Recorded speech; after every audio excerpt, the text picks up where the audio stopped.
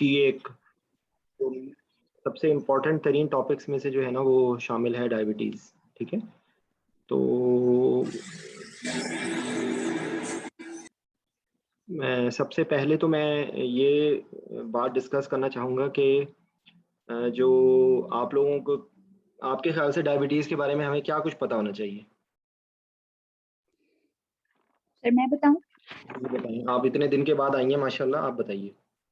Sir सबसे पहले तो हमें डायबिटीज की डेफिनेशन आनी चाहिए। उसके बाद जो कोई सिनेरियो होगा उसकी डिफरेंशियल डायग्नोसिस और उसकी प्रोविजनल डायग्नोसिस हमें पता होनी चाहिए।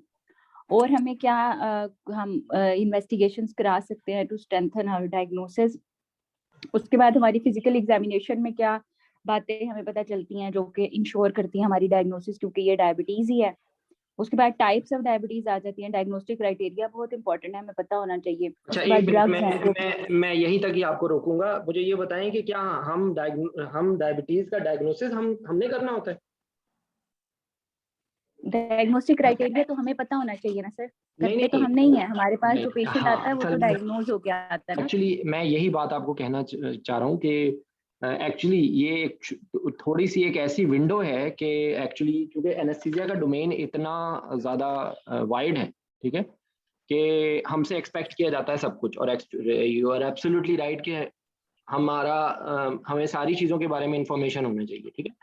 लेकिन एक्चुअली यहीं पर ही प्रॉब्लम आती है एग्जाम के अंदर और जो प्रैक्टिकल कंडक्ट ऑफ एनेस्थीसिया के अंदर, कि हमें एक्चुअली वो चीज़ें जो रिलेटिवली प्रैक्टिकली कम इम्पोर्टेंट है, हमारी तवज्जो उन पे ज़्यादा होती है। और जो वो चीज़ें के जो फेलिंग पॉइंट नहीं होगा कभी भी, ठीक है, कभी भी फेलिंग पॉइंट नहीं होगा हमारा, उसके ऊपर जोर ज़्यादा होगा।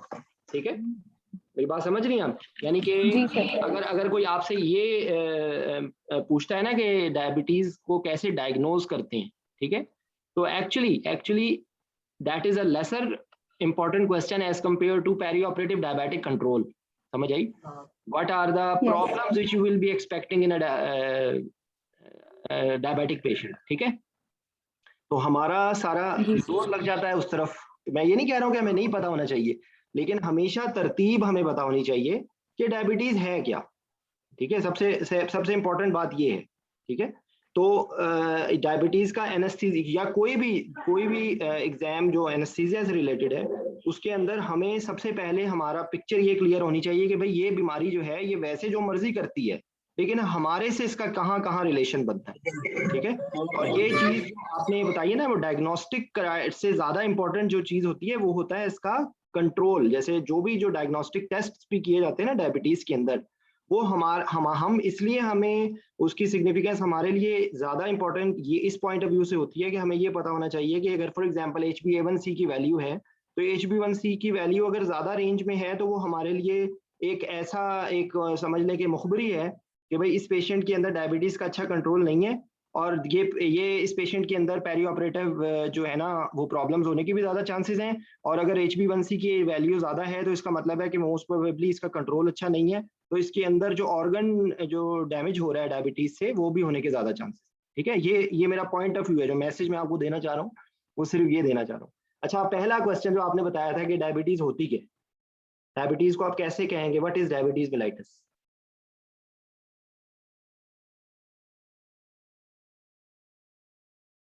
जी, कौन बताएगा? एनीवन?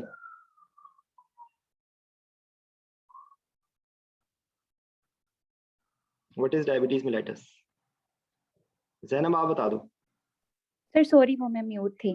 जी जी। Sir this is a metabolic clinical condition which is characterized by impairment of not only the carbohydrate metabolism की impairment होती है, but also the impairment of metabolism of protein and lipids as well, due to the absolutely lack of insulin or due to the deficiency of insulin or the insulin resistance, which may result into the hyperglycemia and glycosuria. This is the definition of diabetes जी very mellitus. Good. ये please ये John iPhone जिन्हें please अपना camera off कर दीजिए। ठीक है, ये जोन आईफोन जो भी है प्लीज अपना camera of. Ji very good, आपने बहुत अच्छा बताया, क्योंकि आमतौर पे क्योंकि ये डेफिनेशन क्लियरली आपकी कॉमन बुक्स में नहीं लिखी हुई है, तो ये डेफिनेशन नहीं सुनने को मिलती कि इंसुलिन की या डेफिशिएंसी होती है एब्सोल्यूट या रेजिस्टेंस होती है, कम इंसुलिन बन रही होती है और रेजिस्टेंस ज्यादा हो जाती है, तो उसकी वजह से जो इंसुलिन के जो इफेक्ट्स है ना वो डिस्टर्ब हो जाते हैं। ठीक है, तो हमारी जो सारी कहानी है ना वो इंसुलिन से रिलेटेड है। ठीक है, तो सबसे पहले इंसुलिन के बारे में कोई बात कर ले। इंसुलिन कहाँ से रिलीज होती है? सिर्फ बीटा सेल से, तो पैंक्रियाज से। ओके, और अल्फा सेल से क्या चीज रिलीज होती है? भूल गया। सर अल्फा सेल से ग्लूकागॉन रिलीज होता है और बीटा सेल से इंसुलिन रिलीज होती है। वेरी गुड, ठीक है, वो काउंटर है उनका। इंसुलिन की सिक्रीशन कौन कौन सी चीजों से इंक्रीज हो सकती है? सर ग्लूकोज इंटेक से जो है इंसुलिन की सिक्रीशन जो है इंक्रीज हो जाती है, उसको ग्लूकोज इंड्यूस इंसुलिन सिक्रीशन कहते हैं। ठीक है, और भी कोई चीज होता है? ये तो चले एक ग्लूकोज होता है ना, वो तो ऑब्वियस ही बात है कि जब हम खाना खा रहे हैं तो ग्लूकोज होते हैं, अमाइनो एसिड्स होते हैं, आई एम सॉरी, ये गलती से म्यूट हो गया, फिर से आप अनम्यूट कर लें। जी आप अनम्यूट कर लें, Jones ICU, I am sorry ये। जी सर अमाइनो एसिड्स जो है वो भी जो है इंसुलिन की सिक्रीशन को जो है प्रमोट करते हैं। इसके अलावा और कोई चीज होती है जिससे इंसुलिन की सिक्रीशन ट्रिगर होती है?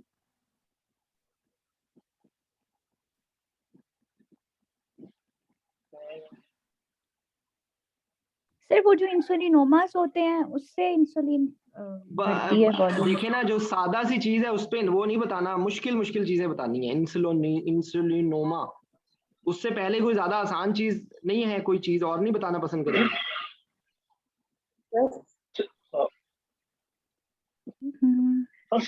एक सी पेप्टाइड लेवल होते हैं सर। देखें आप लोग मेरा क्वेश्चन नहीं समझ रहे हैं। अब हम लोगों को ये चीज देखनी है ना कि इंसुलिन कौन कौन सी चीजों से बढ़ेगी, ठीक है, या कह लें कि जिन जिन चीजों से स्टिमुलेट हो रही होगी।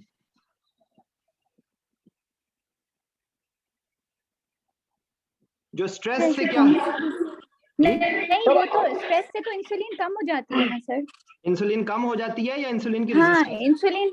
इंसुलिन की रेजिस्टेंस बढ़ जाती है ना स्ट्रेस से। तो एक्चुअली जब स्ट्रेस, वैसे बॉडी के अंदर जो स्ट्रेस होता है ना, तो इंसुलिन का रिलेटिवली लेवल पे इतना इफेक्ट नहीं होता, या शायद वो थोड़ा बढ़ता ही है, इंसुलिन की रेजिस्टेंस होती है। ठीक है, और उसकी एक और वजह ये होती है कि हमारे बॉडी के अंदर दो तरह के हार्मोन होते हैं। एक वो होते हैं कि जो ग्लूकोज को बढ़ा रहे होते हैं, और एक वो हार्मोन होते हैं जो ग्लूकोज को कम कर रहे होते हैं।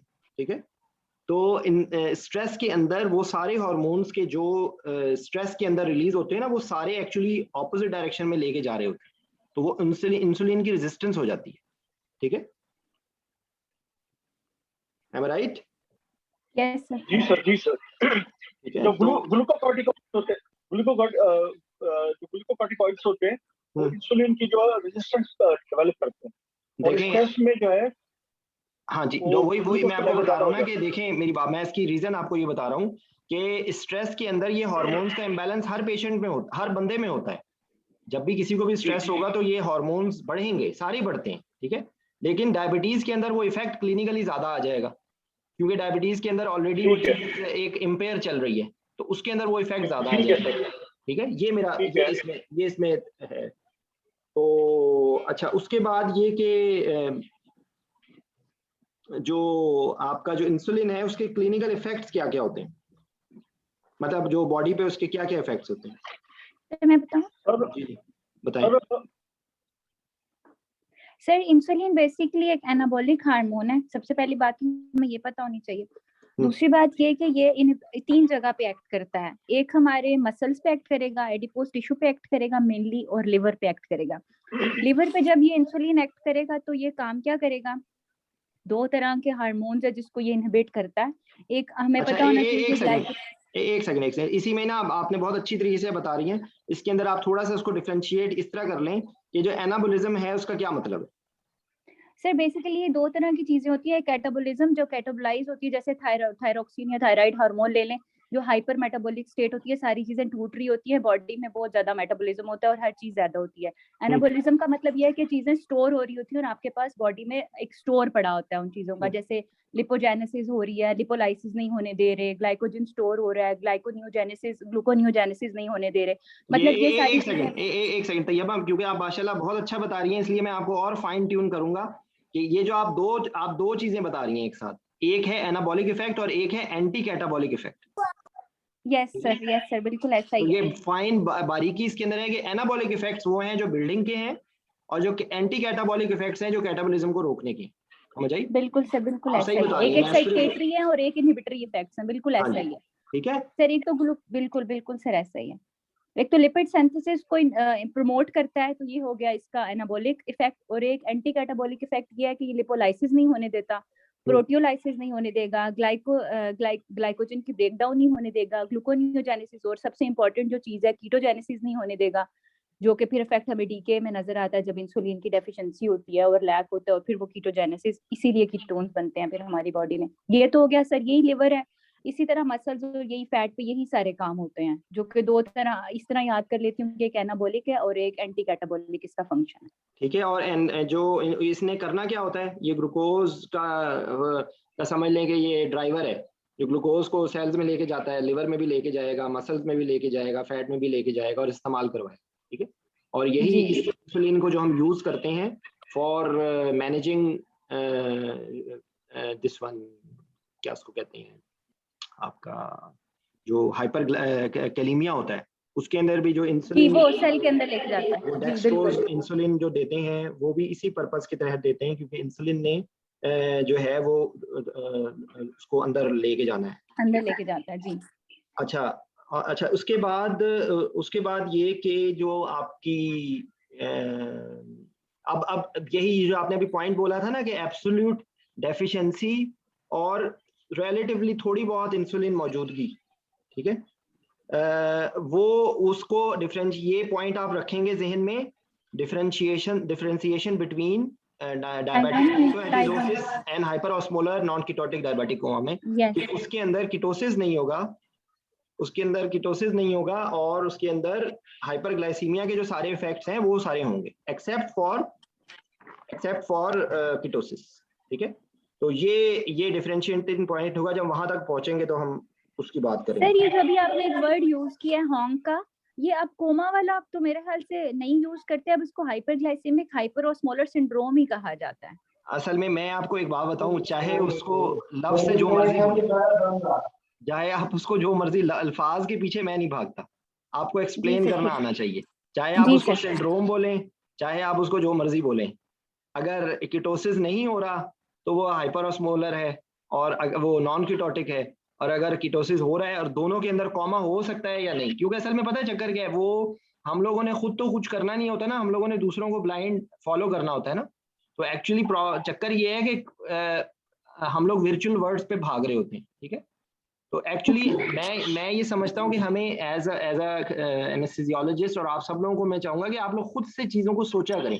और एक और मजे की बात बताऊं कि अगर आप अल्फाज पे ही गौर करना शुरू कर देना तो वो आपको समझ आनी शुरू हो जाएगी कि बहुत सारी चीज़ें वो अल्फाज, जहाँ पे भी सिंड्रोम आ गया ना, इसका मतलब है एक से ज़्यादा सिम्टम इन्वॉल्व है। ठीक है। तो डायबिटिक कीटोएसिडोसिस सिंड्रोम ही है, वो भी सिंड्रोम है। क्या उसमें कोई एक सिस्टम इन्वॉल्व हो रहा होता है? No sir.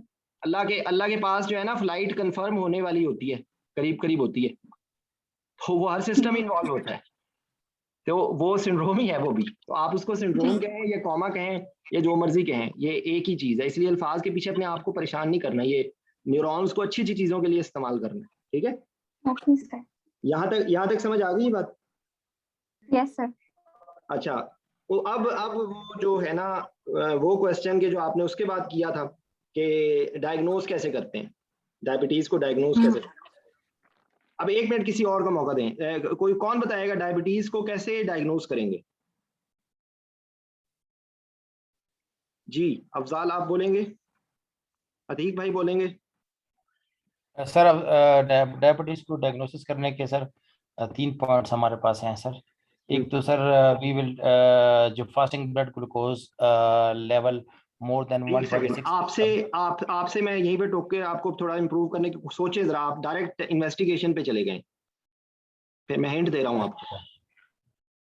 अच्छा अच्छा अच्छा अच्छा सर, वो इसमें सर एक तो क्लिनिकली डायग्नोज करेंगे, प्लस इसके अलावा इसके हम इन्वेस्टिगेशन ऐसी करेंगे, हिस्ट्री और हाँ जी, हिस्ट्री, हाँ हिस्ट्री एग्जामिनेशन एंड इन्वेस्टिगेशन के ऊपर हम इसको डायग्नोज करेंगे।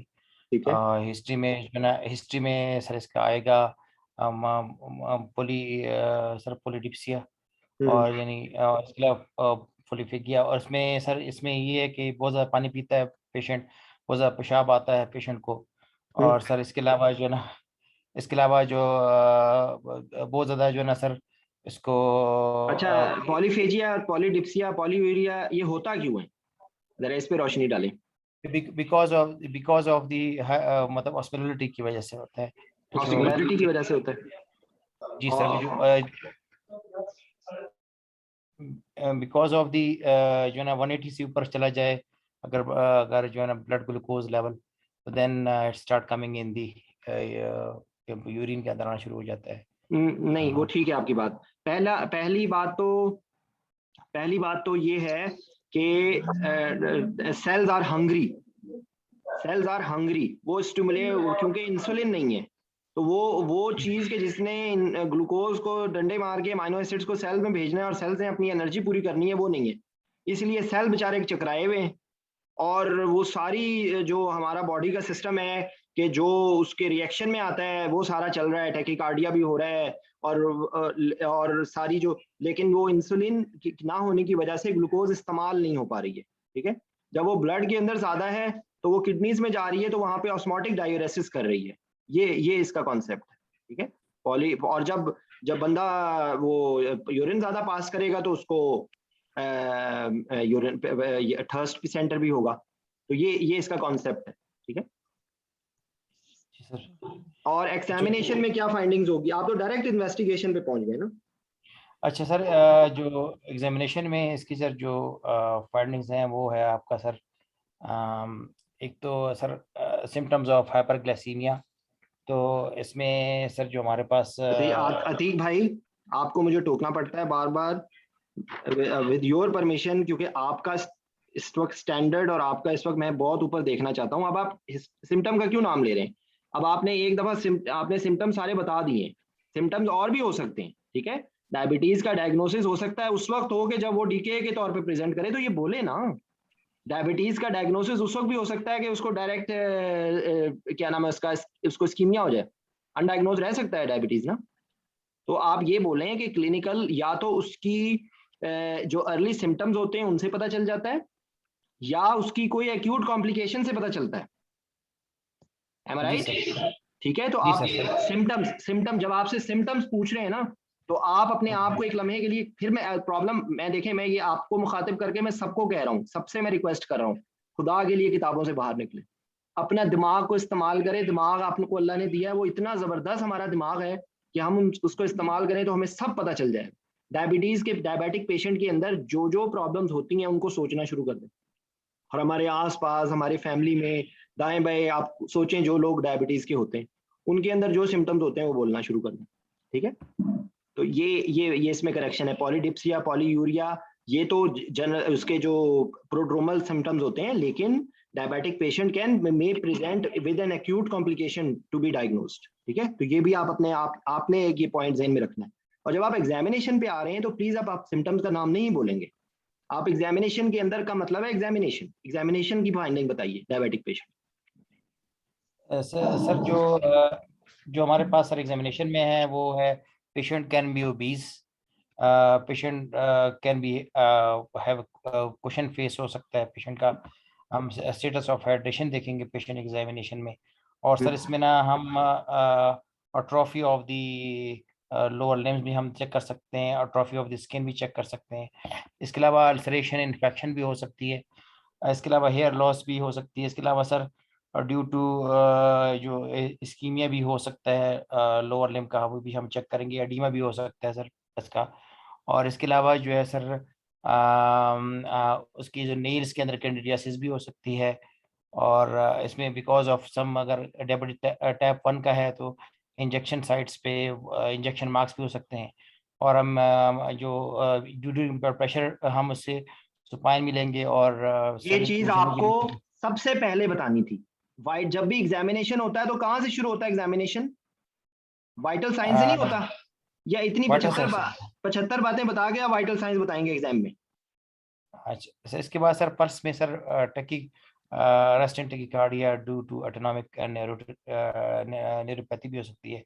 इसके अलावा सर हम आइस के अंदर चेक करेंगे सर, तो एक विजुअलिटी चेक मिनट, करें। रेस्टिंग टैकीकार्डिया होगा, और जो आप दूसरा जो बता रहे थे, क्योंकि ऑटोनॉमिक सिस्टम इसमें इन्वॉल्व होता है, तो ऑटोनॉमिक डिसफंक्शन के जो फीचर्स हैं वो आप बोल सकते हैं। उसमें ऑर्थोस्टैटिक हाइपोटेंशन हो सकती है, उसके अंदर जो है वो क्या नाम है इसका, स्वेटिंग हो सकती है, ठीक है। जी सर। और प्रेयर इसके अलावा साइन, सर प्रेयर साइन, इसका प्रेयर साइंस है, और पाम प्रिंट टेस्ट भी करा सकते हैं इसके अंदर। इसके ये क्या अलावा होता जो है? है पाम प्रिंट टेस्ट क्या होता है? ये सर एक पेज लेते हैं जिसके ऊपर वो लगाते हैं, स्याही लगाते हैं हाथ के ऊपर, पाम और पूरे हाथ के ऊपर। इसको सर वो कागज पे लगाते हैं, देखते हैं कि कितनी जगह मिसिंग है। तो जो जगह मिसिंग है इसका मतलब है कि ये इसकी इन्वॉल्वमेंट है, जॉइंट्स की इन्वॉल्वमेंट है। ओके ओके, ठीक है। ठीक है सर। तो बाकी इसके जो आप अलावा बता रहे हैं ना, वो आप बाकी आपने बताया वो साइंस ऑफ इन्फेक्शन बता दीजिए, ठीक है। वो मैंने बता दिया सर। इसके अलावा एंडोस्कोपिक भी कर सकते हैं फॉर रेटिनोपैथी, और फिर लिबरल स्वेलिंग और वगैरह ये भी हो सकती हैं। इसके अलावा सर हमें जो है सर यहाँ पर इसके आपका वो अलावा जुमला जो आपको सिखाया हुआ है ना, वो भी आप बोल सकते हैं कि our examination will be focused on some on the microvascular and macrovascular complications या हाँ एंड सर वो ऑर्गन डैमेज बिकॉज सर मैं of microvascular and macrovascular complications, ठीक है। अब सर आप मैं ये बोल जुमला बोल देंगे ना, तो आप एक फायदा पता है क्या होगा, अब आप बहुत फोकस्ड हो जाएंगे, क्योंकि सर आपने जो मैं बोलने लगा था सर मैं सर इसके बाद कॉम्प्लिकेशन पे जाएंगे देखें, तो एग्जाम में आपके पास इतना टाइम नहीं होगा, ठीक है। अच्छा एग्जाम में आपके पास इतना टाइम नहीं होगा, ना ही आपको एग्जामिनर हिंट देगा। वो तो एक तरफ चला जाएगा, वो उसको पता है, ये लगेगा कि इसने मुझे सारा डिसऑर्गेनाइज बेतरतीब बताया, ठीक है। वो सिर्फ ये जाएगा। तो try to focus it, try to just और मजे की बात, ये जुमला अगर आप बोल देंगे ना, तो फायदा आपको क्या होगा, आप वहां से इधर उधर भटकेंगे नहीं, आप बिल्कुल टू द पॉइंट रहेंगे। आपका कोई एक भी इन्फेक्शन, 15 इन्फेक्शन बताने की जरूरत नहीं है, आप एक इन्फेक्शन बता दें, वो दैट्स मोर देन एनफ कि इस तरह के इन्फेक्शन, फंगल इन्फेक्शन या वैसे जनरलाइज सेलुलाइटिस और बॉयल्स वगैरह कहीं पे भी, पूरे बॉडी में कहीं पे भी हो सकते हैं, ठीक है। और डायबिटिक पेशेंट में सबसे इंपॉर्टेंट कौन सी एक चीज बॉडी का एरिया होता है जहाँ पे प्रॉब्लम्स आपको मिल सकती हैं? सर डायबिटिक नेफ्रोपैथी है। नहीं, और फुट। अगर आपने इन्फेक्शन के रेफरेंस से कह रहे हैं ना, तो डायबिटिक फुट, ठीक है। डायबिटिक फुट है सर। जी सर। जी, और इसके अंदर cardiac complications like silent MI वगैरह हो सकता है। और ओके। इसके अलावा जो सर एंडोथेलियल डिसफंक्शन हो सकती है, हाइपरमेटाबॉलिक सिंड्रोम हो सकता है सर। और अच्छा, अब आप थोड़ा सा उस पे फोकस कर लें, माइक्रोवेस्कुलर एंड मैक्रोवेस्कुलर कॉम्प्लिकेशंस पे। तो आप माइक्रोवेस्कुलर और मैक्रोवेस्कुलर कॉम्प्लिकेशन एक एक पकड़ें, उसकी हिस्ट्री, एग्जामिनेशन और इन्वेस्टिगेशन, और उसका रिस्क, उसको एक एक तरतीब से बता दें। कुछ चीजें हमारे से रिलेटेड हैं, कुछ चीजें हमारे से रिलेटेड नहीं है डायरेक्टली।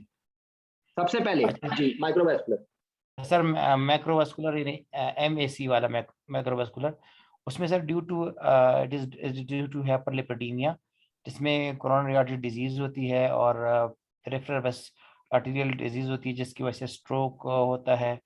और आपका सर ड्यू टू ग्लाइकोसाइलेशन आपका एम्पियर फिब्रोलाइसिस होता है सर। तो जो भी दो है important, stroke, coronary artery disease, peripheral arterial vascular disease sir, 3 है। फिर माइक्रोवास्कुलर में हम जाएंगे। ये अभी हम, अब आप इस वक्त हम थोड़ा सा डिटेल में जा रहे हैं, क्योंकि हमारे सुनने वाले लोग और भी हैं, तो इस वक्त आपने वहां पर आप यहाँ पर अब आपसे थोड़ी सी मैं ज्यादा डिटेल पूछूंगा। अगर हम सिर्फ जो एथेरोस्क्लेरोसिस की ही बात करें, क्योंकि चाहे वो पेरिफेरल वैस्कुलर डिजीज हो, चाहे वो कोरोनरी आर्टरी डिजीज हो, चाहे वो सेरेब्रोवास्कुलर डिजीज हो, उसके अंदर एक्चुअली हाइपरग्लाइसीमिया की वजह से दो चीजें होती हैं। एक तो एंडोथेलियल जो डैमेज होता है वो, और उसके अंदर एक्सेलरेटेड, आप समझ लें कि वो जो होता है ना, जो प्लैक, उसका जो रप्चर होता है और उसकी वजह से प्रॉब्लम होती है, ठीक है। एक बात, और दूसरी बात जो होती है कि ये जो नेफ्रो, ये क्या नाम है इसका, जो वेस्कुलाइटिस होने के इसमें चांसेस होते हैं, तो उसकी वजह से जो नर्व की जो हो रही होती है न्यूरोपैथी, उसकी वजह से ये चीज और ज्यादा प्रोनाउंस हो जाती है। ठीक है, It is because of atherosclerosis, and it is because of due to increased coagulability, or it is because of impaired fibrinolysis की वजह से। तीन ठीक चार है। चीजें। अच्छा, अब अगर आप सिर्फ एक कोई ले लें, इनमें से इसी को चुन लें आप, हार्ट के अंदर ही, वो हार्ट के अंदर क्या होता है, उसके अंदर सिम्टम क्या होगा, उसके अंदर साइन क्या होगा, और उसको आप कैसे इन्वेस्टिगेट करेंगे, और उसकी क्या रिस्क, आपको क्या पता चलेगा इससे रिस्क, कैसे आपने उसको फिल्टर करना होगा? सर इसके अंदर सर हम एक तो सर हम चेक कर सकते हैं, इसमें may be it may causing जो है ना सर सिम्टम इस्कीमिया हो सकती है, इस्कीमिया हो सकता है सर इसके अंदर। और इसके अलावा सर इसके अंदर जो है ना बिकॉज ऑफ हाइपरटेंसिव प्रॉब्लम की एसोसिएशन हो सकती है इसके साथ, और इसके साथ लेफ्ट वेंट्रिकुलर हाइपरट्रॉफी भी हो सकती है, लेफ्ट वेंट्रिकुलर डिसफंक्शन भी हो सकता है इसके अंदर, और सर इसके अंदर cordial oxygen demand and supply बढ़ सकती है। अगर मैं आपसे सिम्टम्स के रेफरेंस से पूछूं तो सिम्टम्स में आप क्या बोलेंगे? इसमें सर सिम्टम्स में आप ये आपने सारे टेक्निकल वर्ड्स बोले हैं जो कि या तो इन्वेस्टिगेशन से रिलेटेड हैं, या नॉन टेक्निकल पेशेंट को अगर आपने इवेलुएट करना है, एक डायबिटिक पेशेंट है, अब आपने उसको इवेलुएट करना है कि भाई इसमें इसके दिल में कोई मसला हो रहा है या नहीं हो रहा है, तो आप क्या पूछेंगे इससे? सर दिल की या क्या धड़कन आपको तेज, क्या बात होगी? पल्पिटेशन तो नहीं हो रही, दिल की एक धड़कन बात तेज हो तो गई, नहीं हो रही, दूसरी क्या? और दूसरा सर ये है कि आपको चक्कर तो नहीं आ रहे। डिजीनेस हो गई, 2 सवाल हो गए, और तीसरा सर ये है कि आपको बैठे बैठाए जना दिल धड़कता तो नहीं है। वो पैल्पिटेशन में हो गया, ये रिफ्यूज हो गया आपका पॉइंट। और अच्छा, इसके अलावा सर ये है कि इसी आपकी सीजी अगर कराइए तो सीजी के अंदर चेंजेस नहीं, देखिए ना, अब आप अतीक भाई प्लीज यहाँ पे भी फोकस कीजिए। अभी सारी हार्ट फेलियर की नहीं साइंस पूछेंगे आप, हार्ट फेलियर की सिम्टम नहीं पूछेंगे। Shortness of breath, shortness of breath, shortness of breath पूछेंगे। इसके अलावा कितनी सीढ़ियां चल सकते हैं वो पूछेंगे। इसके इससे अलावा रिलेटेड है ना, ये कार्डियोवैस्कुलर सिस्टम को इवैल्यूएट करने का यही तरीका है ना। हाँ, इसके अलावा सर एंजाइना के सिम्टम्स पूछेंगे कि कितना आपका कितना दिल में दर्द तो नहीं होता आपको, अगर कुछ मतलब देखिए, फंक्शनल क्लास से आपको उसका पता चल जाएगा कि भाई फंक्शनल क्लास से इसको, अगर उसको चेस्ट पेन ना भी हो ना, तो उसको शॉर्टनेस ऑफ ब्रेथ होगी। ठीक है, अगर उसको हार्ट फेलियर है ना, तो उसको कुछ नहीं ना, तो उससे आप ये पूछें कि भाई उसको स्लीप पैटर्न कैसा है, उसको अगर ऑर्थोपनिया है या उसको पीएनडी है, तो ये एक साइन है कि उसका फेलियर का साइन है। और oedema is a sign as well as symptom. आप उससे सोजिश की हिस्ट्री पूछ सकते हैं कि जिससे में कहीं पे आपके सोजिश तो नहीं हो जाती। ठीक है, सही है सर। तो ये एक इसका इनडायरेक्ट है आपकी क्या उसको कहते हैं, हार्ट से रिलेटेड। ठीक है, बेसिकली हो क्या रहा है, वो डिजीज आप याद कर, नाम बोल सोच लें और उसको अलग अलग रूल आउट करना शुरू कर दें। जो स्कीमिक हार्ट डिजीज है, स्कीमिक हार्ट डिजीज के अंदर की जो चीजें होती हैं, और हाइपरटेंशन, और अल्टीमेटली रिजल्ट क्या होता है, या एरिथमिया होगा, या फेलियर होगा, या स्कीमिया होगा। उन तीनों के बारे में पूछ लें। और पेरिफेरल वैस्कुलर डिजीज के अंदर स्कीमिक पेन हो सकती है, लिम्ब की स्कीमिक पेन हो सकती है, या क्या हो सकते हैं, अल्सर बनेंगे। और अगर वहां पर ऑलरेडी अगर वो वहां पे ब्लड फ्लो की प्रॉब्लम हो रही है, और उसके अंदर एथेरोस्क्लेरोसिस वाली चेंजेस वहां पे पेरिफेरल वैस्कुलर डिजीज में हो रही है, तो वहां पे इस्कीमिया, गैंग्रीन इन्फेक्शन बढ़ जाएगा। ठीक है, ये कोरिलेशन हो गई ना इसकी। सही हो गया सर। अब आप इसको इसी को ही एवेलुएट करने के लिए इन्वेस्टिगेशन क्या करवाएंगे? सर एक तो हम सबसे कॉमन जो है ना ईसीजी करवाएंगे सर। Very good. तो ईसीजी की कौन कौन सी टाइप्स की यहाँ पे आपको जरूरत पड़ सकती है? एक तो सर 12 लीड ईसीजी, ठीक है सर। नंबर 2? और number 2 sir during anti operative हम इसके लिए सर वो जो लीड 2 वाला, और नहीं, देखिए ना, अब आप डिस्ट्रैक्ट हो रहे हैं। मैं आपसे अभी तो आप डायरेक्ट उसको ऑपरेशन थिएटर में ले गए। अभी तो हम लोग पेशेंट को प्री ऑपरेटरी देख रहे हैं, आप इन्वेस्टिगेशन, आप इंट्राऑपरेटिव पहुंच गए। प्री ईसीजी की और क्या क्या चीजें आपके जहन में आनी चाहिए? इसमें जी पे सर रेट, रिदम। नहीं, एक सेकंड। ईसीजी एक तो नॉर्मल रेस्टिंग ईसीजी हो गई, इसके अलावा कुछ करवाएंगे? अच्छा सर ये इसके sir sir permanent exercise testing उसको भी कर सकते हैं सर। Stress exercise tolerance, simple exercise tolerance test बोले ना उसको। ईसीजी से अगला अगर मैं पूछ रहा हूँ तो वो एक्सरसाइज टॉलरेंस टेस्ट है। ठीक है सर, ठीक है। उसके बाद अगर आपको ईसीजी के अंदर या उसके अंदर मिसाल के तौर पे एक्सरसाइज टॉलरेंस टेस्ट के अंदर उसकी फंक्शनल लिमिटेशन है, या डायबिटीज में कौन सी ऐसे कैरेक्टर होगा जिसमें आप कहेंगे कि भाई अब इसके अंदर आपको एको करवानी चाहिए। डायबिटिक पेशेंट के अंदर कौन सी ऐसी चीज होगी कि आप, या डायबिटीज की कौन सा वो क्या उसको कैसे आप बोलेंगे आप वहां पे कि जिसके अंदर आपको एको की जरूरत होगी, वो कौन से टाइप होती है डायबिटीज की? सर टाइप 2 की सर। नहीं टाइप यार, 2 डायबिटीज नहीं, insulin dependent diabetes. Insulin dependent diabetes mellitus is a clinical risk factor, ठीक है। या उसके अंदर इंसुलिन डिपेंडेंट डायबिटीज है, this is a clinical risk factor, या उसके अंदर कोई कार्डियोवास्कुलर साइन सिम्टम्स आ गए, ठीक है, या उसके अंदर आपकी हार्ट फेलियर का कोई साइन आ गया है, या उसके अंदर एंजाइना, स्टेबल या अनस्टेबल एंजाइना में से कोई चीज आ गई है, तो अब आपने इसकी एको करवानी है, ठीक है। अच्छा, एको के अंदर क्या चीज होगी, मतलब एको के अंदर सर, एको के अंदर हमारे पास जो होगा कि सर इसमें वी विल सी के कोई लेफ्ट वेंट्रिकुलर वो तो नहीं है, फेलियर तो नहीं है। हम चेक करेंगे कोई जो है ना sir coronary artery disease sir, वो भी इससे से खैर वो सर नहीं होगा sir. Wall motion abnormalities and ventricular wall dysfunction sir, बस। और इजेक्शन फ्रैक्शन भी हम चेक कर सकते हैं। देखें, एको मैंने आप लोगों के सामने पता नहीं कितनी दफा बोला है, आपके सामने तो ठीक भाई पता नहीं कितनी दफा एको का जिक्र हुआ है। अब आप थोड़ा सा इसको रिप्रोड्यूस कीजिए। What are the findings which you can get, एक लम्हे के लिए डायबिटीज को छोड़ दें, व्हाट आर द फाइंडिंग्स, या एको के बारे में आपने बोलना हो तो क्या क्या चीजें आप बतानी होती। आपने इजेक्शन फ्रैक्शन बोला है, इजेक्शन फ्रैक्शन तो बिल्कुल एंड पे आएगी। अगर डायबिटिक उसके अंदर हो रहा है, हाइपरटेंसिव है और डायबिटिक है, तो उसके अंदर पहले क्या हो, कौन सा फेलियर होगा, सिस्टोलिक फेलियर होगा या डायस्टोलिक फेलियर होगा? जी अतीक भाई।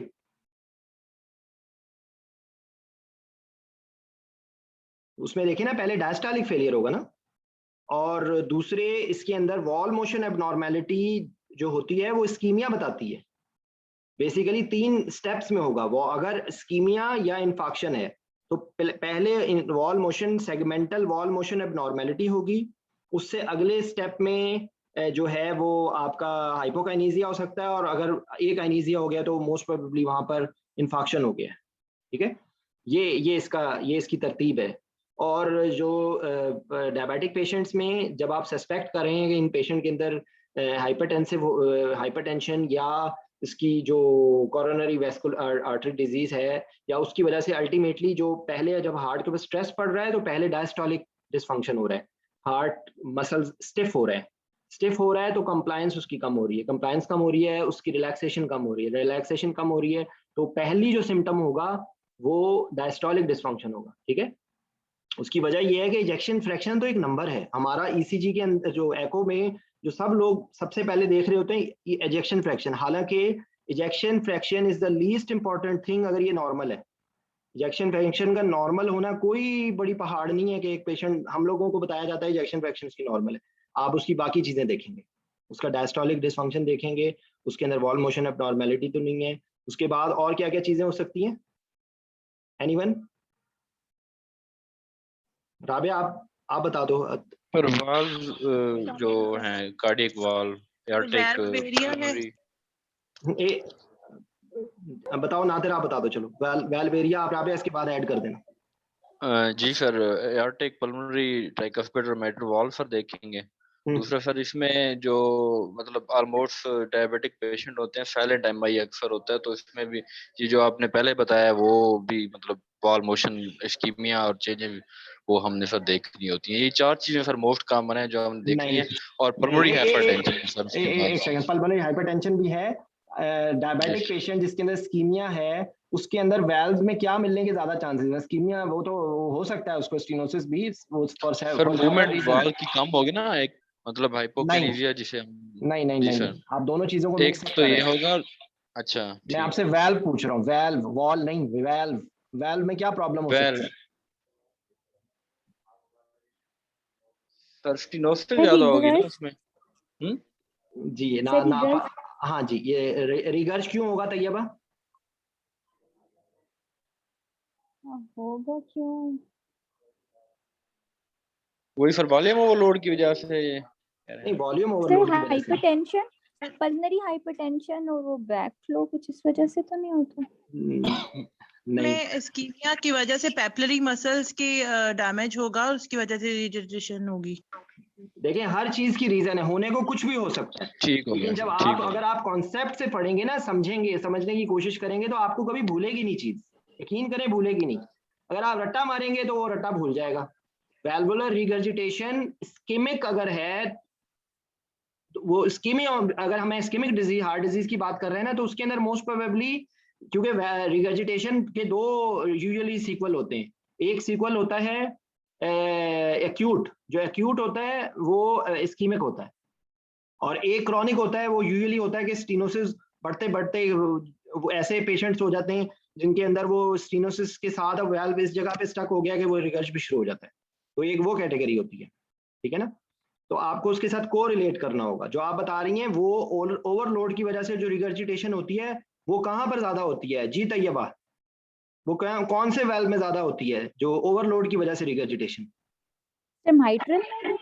ना ना ना, वो उस साइड में, राइट साइड ऑफ हार्ट बेचारा नाजुक है ना, वो लो प्रेशर पे है, तो वहां पर रिगर्जिटेशन होती है। ट्राइकस्पिड वेल्व, वो ट्राइकस्पिड पे या पल्मोनरी पे होती है। अगर पल्मोनरी हाइपरटेंशन डेवलप हो जाएगी तो वहां पर रिगर्ज होने के ज्यादा चांसेस होते हैं, वो प्रेशर ओवरलोड की वजह से होते हैं। और लेफ्ट हार्ट जरा मजबूत होता है, तो लेफ्ट हार्ट के अंदर ये चीजें होती हैं, होने को कुछ भी हो सकता है, लेकिन वो प्रेशर, वो वास्कुलर सिस्टम के जो ज्यादा हाई प्रेशर पे है ना, तो वो बहुत ज्यादा हाई प्रेशर पे जब जाएगा तो तब वो कोलैप्स होगा। पहले राइट हार्ट बेचारा मासूम होता है, राइट हार्ट पहले फेल होता है, ठीक है?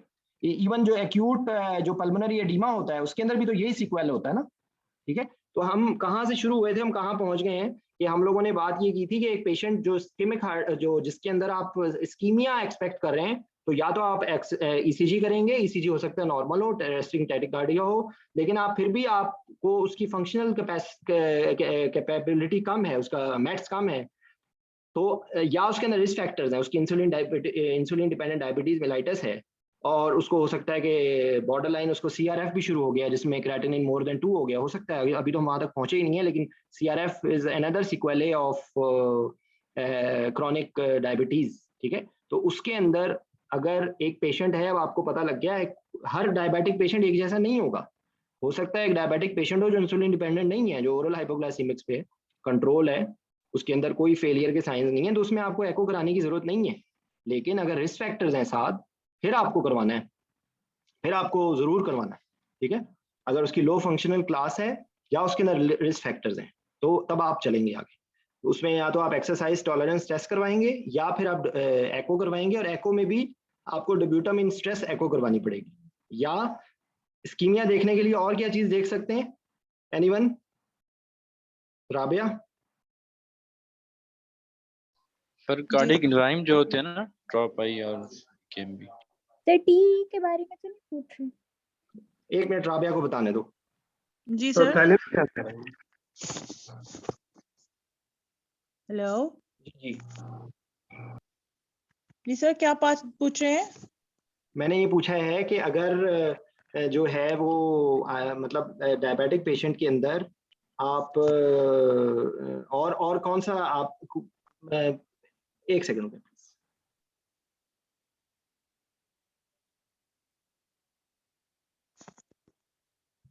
जो आपने स्कीमिया देखना होगा, तो स्कीमिया देखने के लिए आपने एक ईसीजी की बात कर ली, ईटीटी की बात कर ली, तो स्कीमिया देखने के लिए और कौन सी चीज होगी? सर स्ट्रेस एको है और थैलियम स्कैन है, हमारी थैलियम स्कैन है, थैलियम स्कैन है, ठीक है? आपको अगर स्ट्रेस एको में कोई आपको लग रहा है कि उसके अंदर कोई एबनॉर्मेलिटी आ रही है वॉल मोशन, तो अगले स्टेप में आप थैलियम स्कैन करके देखेंगे कि कोई परफ्यूम डिफेक्ट हो रहा है, और उसमें अगर परफ्यूम डिफेक्ट आ रहा है तो फिर आप एंजियोग्राफी की तरफ जाएंगे। ठीक है, आप जो बता नादिर, आप कोरिलेट करो ना चीजें। ट्रॉप आई ट्रॉप टी तो एक्यूट इवेंट के ऊपर होता है, नॉर्मल पेशेंट के अंदर ट्रॉप आई ट्रॉप टी थोड़ी करवाते हैं। ट्रॉप आई ट्रॉप टी क्यों बढ़ता है बताओ जरा सा, इसका जवाब दो। ये भी बात कर लेते हैं। क्या होता क्या है ये ट्रोपोनिन और ट्रोपोनिन टी और ट्रोपोनिन आई और सीपीके और सीकेएमबी, ये क्या बलाएं हैं, क्यों बढ़ते हैं ये, क्या क्या इनका ताल्लुक होता है? सर ये मसल डैमेज जब होते हैं उसकी वजह से होता है ना सर। तो हम एक वैसे नॉर्मल पेशेंट जिसमें हम करवा रहे हैं तो हम पहले कार्डियक एंजाइम्स नहीं करवाएंगे सर, या बाकी? वैसे नहीं करवाएंगे सर, आपने कहा इस्कीमिया के बाद हम कौन सा टेस्ट करवाएंगे ना सर। हाँ नहीं तब मैंने कहा है सर। हाँ सही कह रहे हो आप सही कह रहे हो आप, लेकिन मैं वैसे बता रहा हूँ कि इस्कीमिया को पूरा जी सर। देखने के लिए ये आपने जी सर। उसको प्रोब करने के लिए एक्यूट इवेंट के अंदर ये टेस्ट जी। करवाए जाते हैं। ठीक है, राइट सर, राइट सर। ये एक्यूट इवेंट के अंदर करवाए जाते हैं टेस्ट। ठीक है जी सर। अच्छा जनाब, हम कहाँ पर थे? तो ये डायबिटिक पेशेंट के अंदर जो आपका हार्ट से रिलेटेड आपकी ये चीजें, और कौन कौन से टेस्ट करवाए जा सकते हैं कार्डियोवैस्कुलर सिस्टम के लिए ही? फिर चेस्ट एक्सरे करा लें। कार्डियोपल्मोनरी एक्सरसाइज टेस्टिंग भी करवा सकते हैं। कार्डियोपल्मोनरी एक्सरसाइज टेस्टिंग एक स्पेसिफिक उसकी इंडिकेशंस होंगी, ठीक है, लेकिन यस आप उसको एग्जाम के अंदर बता सकते हैं कि अगर कोई स्पेसिफिक, अगर ये सारे वो हो, क्या उसको कहते हैं, इसके अंदर कोई आपको हो या ऐसी सर्जरी हो जिसमें आप फर्दर एग्जैक्ट जानना चाहते हो, तब आप कार्डियोपल्मोनरी एक्सरसाइज टेस्टिंग की तरफ भी जाएंगे। ठीक है, तो एको का समझ आ गया है, ईसीजी की समझ आ गई है, चेस्ट एक्सरे में क्या फाइंडिंग मिल सकती है डायबिटिक पेशेंट में? कार्डियोमेगाली और तो चेस्ट इनमें प्रोन टू इन्फेक्शंस होते हैं ना, इन्फेक्शन के एलिमेंट्स नमूनियाज मिल सकते हैं, और इसके अलावा माइक्रो इन्होंने कार्डियोमेगाली बोला था। कार्डियोमेगाली बेहतर लफ्ज है या इंक्रीज कार्डिक शैडो ज्यादा बेहतर वर्ड है रेडियोलॉजी को एक्सप्लेन करने के लिए? Increase cardiac shadow. ठीक है, और जहाँ पे इन्फेक्शन है वहाँ प्लूरल एफ्यूजन या निमोनिया इस किस्म की चीजें हो सकती हैं। वैसे तो कुछ भी हो सकता है, लेकिन ये है कि बेसिकली आप ये है कि इट विल डिपेंड। एक नॉर्मल डायबिटिक पेशेंट है जिसके अंदर कोई रिस्क फैक्टर्स नहीं है तो chest X-ray will be insignificant. ठीक है, आप ये बता सकते हैं कि वेरिएबल होता है, it will depend on the scenario. ठीक है, तो मुझे एक बात याद आ रही थी सर, वो एओर्टिक नक्कल अक्सर हम देखते थे, हम कंसल्टेंट्स बताते होते थे, मुझे उसकी सिग्निफिकेंस भूल गई है कि हमें वो कब नजर आता है। एओर्टिक नक्कल बड़ा प्रोमिनेंट से शैडो नजर आ रहा होता है हमें उसका आर्च ऑफ एओर्टा का। जी राबिया।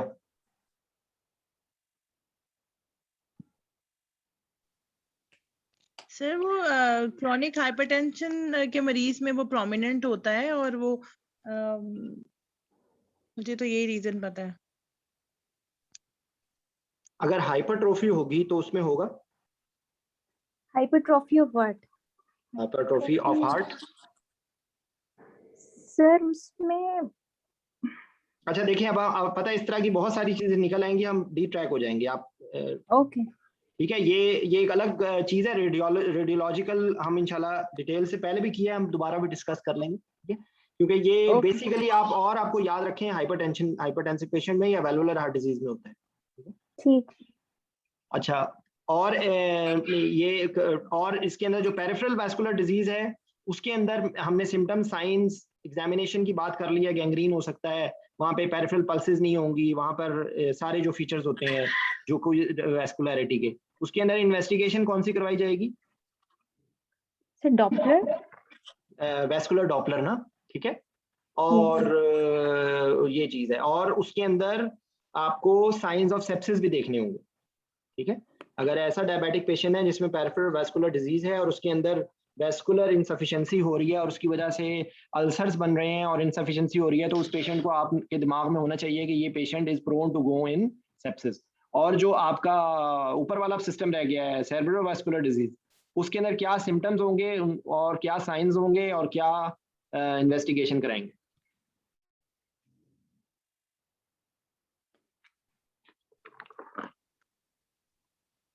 सर सीएनएस की बात करें? जी जी, सेरेब्रोवास्कुलर डिजीज। सर उसके अंदर पेशेंट को वीकनेस हो सकती है, यानी स्ट्रोक की हिस्ट्री हो सकती है, और उसके अलावा इनके अंदर जो है पेशेंट जो है ना एक्यूट फेज में तो उसको ड्यू टू हाइपरग्लाइसीमिया या any complication of diabetes patient उसी टाइम पे डिसोरिएंटेड हो सकता है। अदरवाइज एक मिनट, आप मेरे क्वेश्चन को नहीं समझिए। मैंने आपसे सेरेब्रोवास्कुलर डिजीज के बारे में पूछा है। मैंने आपको डायबिटीज की और वो जो उसकी जो वैसे जो डीके के अंदर या हाइपरवास्कुलर में उसकी नहीं मैं बात कर रहा, सेरेब्रोवास्कुलर डिजीज की हम बात कर रहे हैं इस वक्त। तो सर इसके अंदर बस वीकनेस होगी, स्ट्रोक और टीआईएस की हिस्ट्री होगी या टीआईए की हिस्ट्री, टीआईए जी सर, और साथ ही टीआईए और स्ट्रोक में क्या डिफरेंस होता है? सर स्ट्रोक होता है कि life threatening condition in which there is blockage of the vessel of certain area of brain leading to infarction of that area and then ultimately weakness of the or paralysis of the area controlled by that area of brain।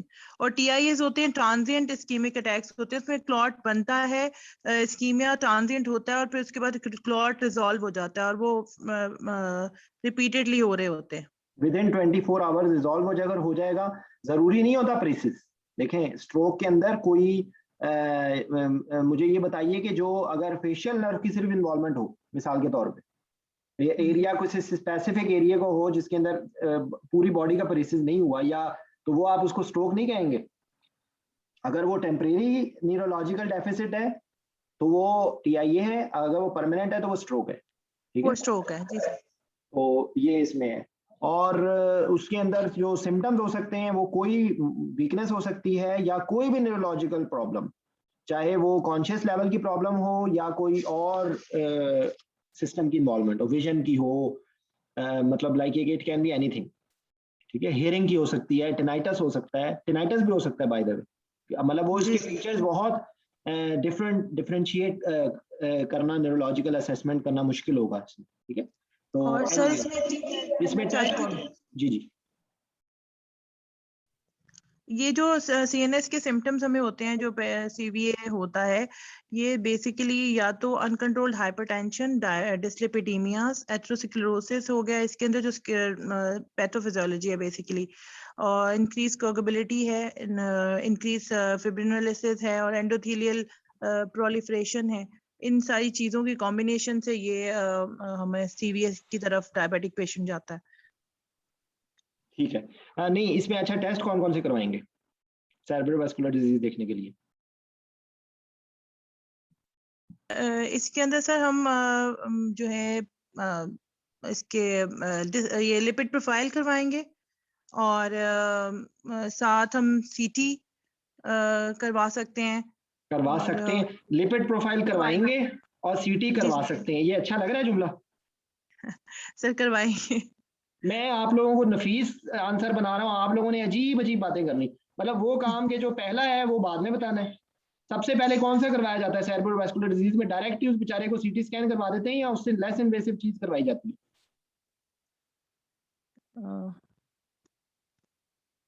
Sir lipid profile और एक minute, CT scan ज्यादा invasive है या carotid Doppler ज्यादा invasive?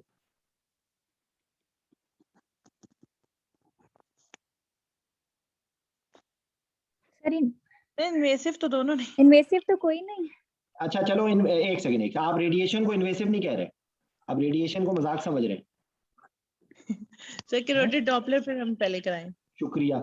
Lipid profile तो ऐसे ही खेलते कूदते हमारे पास हर चीज में लिपिड प्रोफाइल आ जाएगा, स्पेसिफिक रहे ना। वहां पर देखें, वहां पर एग्जामिनर इरिटेट इस बात से होता है कि आप ABC छोड़ के Z पहले बोल दें। ठीक है, सबसे पहले कैरोटिड डॉपलर, CT स्कैन, फिर आप जो मर्जी बताएं, MRI बताएं, व्हाटएवर, वो तो फिर बहुत सारी चीजें आ जाएंगी इसके। ठीक है, आप न्यूरोलॉजिकल असेसमेंट आप कर रहे हैं, उसका पूरा कंप्लीट न्यूरोलॉजिकल असेसमेंट होगा। ठीक है, तो ये इसकी चीज है। इस स्ट्रोक के लिए एक स्कोर होता है जो एक्यूट स्ट्रोक में किया जाता है, वैसे ही ये मैं तंग करने के लिए पूछ रहा हूँ, वो कौन सा होता है? सर वो CHAD-2 स्कोर होता है।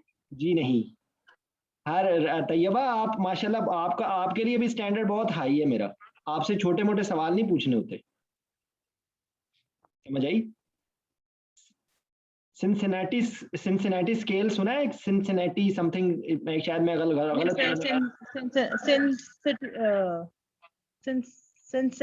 नहीं पता नहीं इस तरह का वर्ड है, सिनसेट। वो एक स्ट्रोक का स्कोर होता है, उसके जरिए उसमें मुख्तलिफ उसके अंदर टेस्ट क्लिनिकल एग्जामिनेशन में करके एक्यूट स्ट्रोक को वो करते हैं, ठीक है। अच्छा, ये यहाँ तक बात समझ आ गई है। अब रेटिनोपैथी की बात कर ले। रेटिनोपैथी के अंदर आपकी पहला मेरा सवाल ये राबिया, टू स्पेसिफिक क्वेश्चन है, रेटिनोपैथी एनेस्थेटिस्ट के लिए कब इंपॉर्टेंट होगी बहुत ज्यादा? इन एनी अदर पेशेंट शायद हमारे लिए इतनी सिग्निफिकेंट नहीं है, लेकिन कुछ कंडीशंस में आपने एनेस्थीसिया देना है एक ऐसे पेशेंट में जिसको रेटिनोपैथी है, तो कौन से पेशेंट्स या कौन से सिनेरियो में या कौन सी चीज में इंपॉर्टेंट होगी? जी राबिया। सर क्वेश्चन मुझे समझ नहीं मैं पाई आपके क्वेश्चन को। डायबिटिक पेशेंट में रेटिनोपैथी हो सकती है, हाइपरटेंसिव पेशेंट में भी रेटिनोपैथी हो सकती है, ठीक है। इन एनी अदर पेशेंट में भी it is not that much significant, लेकिन कुछ स्पेसिफिक सिनेरियोज में या स्पेसिफिक कंडीशंस में एनेस्थेटिस्ट के लिए रेटिनोपैथी को डॉक्यूमेंट करना बहुत इंपॉर्टेंट है। Why and when? सर जब जो है कोई सीएनएस की सर्जरी, इज्जत का मामला है, मेरा जल्द सही जवाब देना है। सीएनएस की सर्जरी में, सीएनएस की सर्जरी का इससे क्या ताल्लुक है? आंख निकालनी है पकड़ के, तो स्पेसिफिक बात बताओ। वो हो सकता है सीएनएस की सर्जरी में भी हो, बात कुछ और है। सर्जिकल रिलेशन से बात पूछ रहे हैं क्या? नहीं, हमारा सर्जरी से ताल्लुक है, सोचो जरा। सर इसमें ये है कि बहुत आसान आंसर है इसका। प्रोन पोजीशन के अंदर प्रॉब्लम होगी, जिसके अंदर ऑलरेडी रेटिनोपैथी है। विजुअल तो सर हाँ, प्रेशर इफेक्ट्स सर जो सर्जरी नहीं है ना, देखो सिर्फ प्रेशर इफेक्ट्स नहीं होते ना। जो प्रोन पोजीशन के अंदर आई की प्रॉब्लम्स होती हैं, क्या वो सिर्फ प्रेशर रिलेटेड है? आप प्रेशर नहीं भी देंगे तो भी ग्लोब लटक रहा है, तब भी उसमें प्रॉब्लम्स है, ठीक है। एक इंपॉर्टेंट चीज प्रोन पोजीशन से रिलेटेड है और दूसरी इंपॉर्टेंट चीज हाइपोटेंसिव एनेस्थीसिया से रिलेटेड है, ठीक है। कि वो पोस्ट ऑपरेटिव ब्लाइंडनेस हो सकती है। तो अगर आपने पहले से विजुअल फील्ड इफेक्ट्स को आपने डॉक्यूमेंट नहीं किया या फंडोस्कोपी की फाइंडिंग्स को आपने डॉक्यूमेंट नहीं किया, तो you don't have any evidence. Am I right? जी सर। लिंक समझ आ गया? देखो, आप एक ज़हन में रखो बात, जब भी आपसे कोई भी वो सवाल पूछे, बेशक उसके जितने मर्जी लिंक बने, आपने एनेस्थीसिया से रिलेटेड बात पहले करनी है। आप एनेस्थेटिस्ट हैं, आप सर्जन नहीं है, ठीक है। तो ये जनरल रूल वैसे ही है कि कोई भी ऐसी कंडीशन के जिसके अंदर आपके हाथ लगाने से, अब जैसे इसका मैं जस्ट आपको मजीद एक्सप्लेन करने के लिए कह रहा हूँ कि अगर नर्व इंजरी हो किसी पेशेंट में, तो उसके अंदर रीजनल एनेस्थीसिया को आप अवॉइड कर सकते हैं, कि क्योंकि post operatively you will not be able to identify कि ये आपकी वजह से है या नर्व इंजरी जो उसको वैसे हुई हुई है उसकी वजह से, उसको आप डिफरेंशिएट हो सकती है। हाँ जी, तो इसलिए हाँ जी, ठीक है। तो डबल क्रश इंजरी क्या होती है by the way? Double crush basically sir ऐसा होता है कि पहले से ही अगर कुछ उनके अंदर कोई वीकनेस या न्यूरोपैथी या कोई नर्व डैमेज हो, तो और आप जो हैं आप रीजनल में करवा दें, तो उसका डबल डैमेज इफेक्ट अगर आए और वो उससे फर्दर और एग्रेवेट हो जाए या जो है वो मतलब उसकी डैमेज में इंक्रीज आ जाए, तो इसको डबल क्रश इंजरी कहते हैं। डबल क्रश भी कहते हैं, या वो पेशेंट भी कहते हैं ना कि जो पेशेंट के जिसके अंदर ऑलरेडी न्यूरोपैथी है और आपने उसको ब्लॉक लगाया है जिसमें आपने उसकी मजीद पेरिन्यूरियम को डैमेज कर दिया है, सॉरी एंडोन्यूरियम को, या मतलब आपने उसकी नर्व लेयर्स को आपने मजीद डैमेज कर दिया, तो वो इंजरी प्रोनाउंस हो जाएगी। तो ये मेरे ख्याल कॉन्सेप्ट है इसका शायद, ठीक है। जी सर। तो रेटिनोपैथी की इंपॉर्टेंस समझ आ गई। रेटिनोपैथी की जो उसके अंदर ना जो वाइवे लॉन्ग केस के लिए आपको वो 4-5 हमारे एग्जामिनर्स को वो बहुत पसंद है। डॉट हेमरेज होता है, ब्लॉट हेमरेज होता है, और वैसे होता क्या है रेटिनोपैथी में, न्यू वैस्कुलराइजेशन हो जाती है, ठीक है। हेमरेजेस होते हैं, प्रोलिफरेशन और रेटिनल या प्रोलिफरेशन और रेटिनल डिटैचमेंट, और उसके अंदर विजुअल फील्ड डिफेक्ट्स होते हैं, ठीक है ना। तो आपको रेटिनोपैथी की ये रेलेवेंस है, इसके लिए कराएंगे क्या, फंडोस्कोपी कराएंगे एंडोस्कोपी। और उसको डॉक्यूमेंट करा देंगे। क्या क्या एनेस्थीसिया से रिलेटेड चीजें हैं वो मैंने आपको बता, ठीक है। जी सर। अच्छा, उसके बाद आगे रह गया आपका किडनी। किडनी के अंदर क्या होगा? सर किडनी के अंदर basically due to chronic inflammation जो है बेसमेंट मेम्ब्रेन की थिकनिंग होती है, माइक्रो एन्यूरिज्म्स होते हैं और मेसेंजियल नोड्यूल्स बनते हैं और which can lead to glomerular hyperfiltration, क्योंकि और उससे क्या होता है कि जो है किडनी और ग्लोमेरुलर डैमेज एग्रेवेट होता है और जो है माइक्रो एल्ब्यूमिन हो रहा होता है और जीएफआर कम हो जाता है और इसकी वजह से अल्टीमेटली सीरम क्रिएटिनिन जो है वो बढ़ना शुरू हो जाता है। सीरियम क्रिएटिनिन से पहले क्या होता है? सर माइक्रो एल्ब्यूमिन जी, होगा उससे बॉडी और में हाइपोएल्ब्यूमिनीमिया के फीचर्स आएंगे। जी सर। तो ये इसको अब आप चेक करने के लिए क्या क्या चीजें होंगी? सर इसमें हम ये आरएफटीज करवाएंगे, यूरिन एनालिसिस करवाएंगे और साथ हम यूरिया क्रिएटिनिन। आपके लिए जवाब है कि आपके लिए आपने ये बोलना है कि यूरिन एनालिसिस के अंदर हम ये देखेंगे। आपने जी। मतलब जुमला पूरा मुकम्मल बोलें ताकि एग्जामिनर आपसे ये ना अगला सवाल पूछे कि यूरिन एग्जामिनेशन में क्या देखेंगे, ठीक है। तो आप अपने जुमले की प्रैक्टिस इस तरह कर लो कि आपने ये, ताकि आपका टाइम भी बचे, उनका टाइम भी बचे, ठीक है।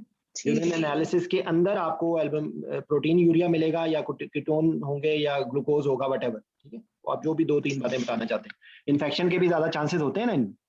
जी सर। तो इन्फेक्शन की वजह से वो पस सेल्स और जो भी कास्ट शास्ट जो हैं वो भी हो सकती हैं। तो इन्फेक्शन रिलेटेड होगा या जो क्या नाम है सर, उसके नेफ्रॉन का जो डैमेज हो रहा है उनकी वजह से होगा, ठीक है। और बाकी जो अगर फर्दर जब वो किडनी फंक्शन डिट्रिएट होगा तो उसके अंदर फिर जो आप उसको क्वांटिफाई करना चाहते हैं उसके अंदर आपके इलेक्ट्रोलाइट इम्बैलेंस और व्हाटएवर जो सीआरएफ की जो सारी पिक्चर है वो सारी भी हो सकती है, लेकिन वो जरूरी नहीं है कि हर डायबिटिक पेशेंट में। इसीलिए उन्होंने रिस्क फैक्टर कब बनेगा डायबिटीज से रिलेटेड, जब क्या हो कि कब आपके लिए क्रेटिन प्रॉब्लम है डायबिटिक पेशेंट में, रीनल प्रॉब्लम, जब क्या जुमला जब याद है? क्रिएटिनिन सर आपका 1.5 टाइम्स ऑफ नॉर्मल बढ़ जाए और यूरिन आउटपुट आपका 2 मिलीग्राम से, ठीक है। टू जी सर। मिलीग्राम पर डीएल या वो होता है ना 176 माइक्रोमोल पर लीटर, ठीक है। उससे ज्यादा नहीं, 3 टाइम्स नहीं है डॉक्टर हुमैरा, 2 टाइम्स है। 2 मिलीग्राम पर डीएल से 2 टाइम्स भी नहीं है, नहीं ये टाइम्स नहीं है भाई, देखो गलत चीजों को याद ना करें, तो टाइम्स नहीं है, 2 मिलीग्राम पर डीएल लिखा है तो 2 मिलीग्राम पर डीएल है बस, ठीक है। जो उन्होंने क्लिनिकल रिस्क फैक्टर में ली रिवाइज कार्डिक रिस्क इंडेक्स में लिख दिया तो आप उसी को फॉलो करें ना, ठीक है। जी तो अच्छा सर, ठीक है आप जी सर ठीक है, समझ आ गई मुझे। मैं ये दूसरा मैं नहीं कह रहा हूँ भाई, ये डाटा कह रहा है, ये एग्जामिनर सुनना चाह रहा होगा, ठीक है। ये जो है ना कि सास बहू की कहानी नहीं है कि जो मर्जी बोल दो। नहीं सर, मैं समझी आप राइफल क्राइटेरिया। जी मैं क्यों अच्छा, अगर मिसाल के तौर पे राइफल क्राइटेरिया यहाँ पे कहाँ से आ गया? देखो ना, मेरी एक बात सुनो, वहां पर एग्जामिनर आपको वो आपका जो है ना वो कोई सगा नहीं होगा कि वो आपको बताएगा, समझ आई? ये आपको खुद पिक करना है कि यहाँ पे राइफल का क्या रोल होगा, बताओ। सर आपने रिस्क की बात की ना, तो मैं हाँ, उससे राइफल का रोल हो सकता है, मैं ये नहीं कह रहा हूँ, लेकिन रिस्क इंडेक्स के हिसाब से कौन सी चीज होगी? CM creatinine more than 2 milligram पर डेसिलीटर। क्योंकि वो चीज डिसाइसिव है, वो इसको एक क्लिनिकल रिस्क फैक्टर बनाएगा। वो राइफल क्राइटेरिया वो उसके मजीद उसको स्टेटस को बताएगा, ठीक है। जो राइफल क्राइटेरिया है वो इन केस ऑफ जो है ना, अगर एक्यूट किडनी इंजरी है तो वो उस रेफरेंस से है, ठीक है। वह एक्यूट किडनी इंजरी के रेफरेंस से है वो, ठीक है। जो हमारे लिए रीनल डायबिटिक पेशेंट है जिसके अंदर आपने जो है वो आपने जब रिस्क इंडिसेस करने हैं, मैं वो रिस्क इंडिसेस की तरफ आ रहा हूँ, ठीक है ना। तो अभी तक की जितनी हमने जो कहानी सुनाई है इसके अंदर से रिस्क इंडिसेस कौन कौन से निकलेंगे, क्लिनिकल रिस्क फैक्टर्स कौन कौन से निकलेंगे? बाय द वे डायबिटीज में सारे क्लिनिकल रिस्क फैक्टर्स हो सकते हैं, सीवी हो सकता है, CVA है sir, ischaemic heart congestive heart failure है, इस्केमिक हार्ट डिजीज है सर, उसके अलावा सर इसके अंदर इंसुलिन इंडिपेंडेंट डायबिटीज मेलाइटस तो है, और साथ ही साथ क्रिएटिनिन मोर देन 2 मिलीग्राम पर डेसीलीटर। ठीक है, तो अब आपने जो हार्ट फेलियर बोला है और बोला है ना इस्केमिक हार्ट डिजीज, उसको आपने एग्जैक्टली आपको वो वर्ड्स पता होने चाहिए कि New York Heart Association class 1 and 2 for heart failure and Canadian class 1 and 2 for angina और old MI, that is a clinical risk factor. और अगर एक्यूट या रिसेंट MI है और न्यू हार्ट क्लासिफिकेशन 3 and 4 है तो वो एक्टिव कार्डियक कंडीशन। ठीक है, ठीक है। कोई डाउट? तो अब आपने देखें, अब आपको मैं घूम फिर के ये बता रहा हूँ कि जब अब आपके पास कोई डायबिटीज का पेशेंट होगा तो आपने जो अभी तक हम लोगों ने बकवास की है, हिस्ट्री, एग्जामिनेशन, इन्वेस्टिगेशन, एंड में समरी हमने ये निकालनी है कि इसमें से हमारे लिए इंपॉर्टेंट बातें क्या हैं, या वो क्लिनिकल रिस्क फैक्टर्स हैं या उसकी जो ऑर्गन डैमेज हो रहा है बिकॉज ऑफ डायबिटीज। वो अभी हम लोगों ने न्यूरोपैथी को भी टच नहीं किया, न्यूरोपैथी की तरफ अभी हम आते हैं। बाकी चीजें यहाँ तक समझ आ गई हैं। रेटिने का हमने बात कर ली, हार्ट की हमने बात कर ली, लंग्स की हमने बात कर ली, किडनीज की हमने बात कर ली, पेरिफेरल वैस्कुलर डिजीज की हमने बात कर ली। एक छोटी सी उसके अंदर है वो ग्लाइकोसाइलेशन ऑफ जॉइंट्स है, उसकी वजह से आपकी इंट्यूबेशन डिफिकल्ट हो रही है। तो अगर आप एक पेशेंट है जिसमें, और अभी तक की जो इन्वेस्टिगेशन है वो भी साथ साथ हमारी हो गई है, इलेक्ट्रोलाइट इम्बैलेंस हो सकता है, इन्फेक्शंस हो सकते हैं, अगर कोई और चीज़ है तो उसके अंदर आपको डायबिटिक पेशेंट के अंदर क्योंकि कार्डिक रिस्क होता है तो इसलिए आपको हीमोग्लोबिन को थोड़ा हायर साइड पे होनी चाहिए, यानी कि वो जो उसका जो आपका जो ट्रांसफ्यूजन ट्रिगर है विल बी स्लाइटली हायर। ठीक है, और बाकी कौन सी इलेक्ट्रोलाइट इम्बैलेंस हो सकता है, सेप्सिस की हमने बात कर ली है, सेप्सिस के को हमने रूल आउट करना है। यहाँ तक सिवाय न्यूरोपैथी के कोई और चीज़ रह गई है प्लीज, ताकि हम न्यूरोपैथी पे जाएं। जी राबिया। सर न्यूरोपैथी करते हैं। अच्छा एक मिनट, अब बिलाल प्लीज आप यहाँ तक की डिस्कशन में मेरा हलक सूख गया तो प्लीज आप थोड़ा सा take over for few minutes.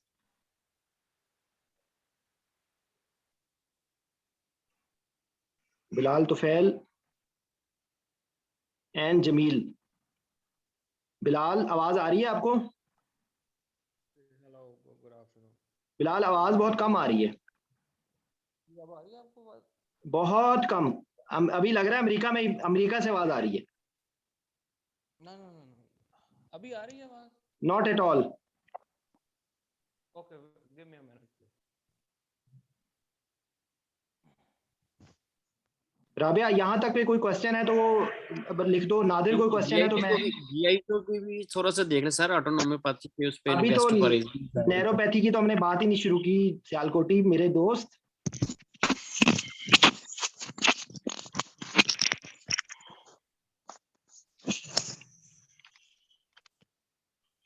Hello जी बिलाल।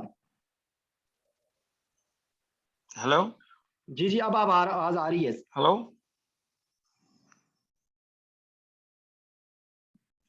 बिलाल आपको आवाज आ रही है?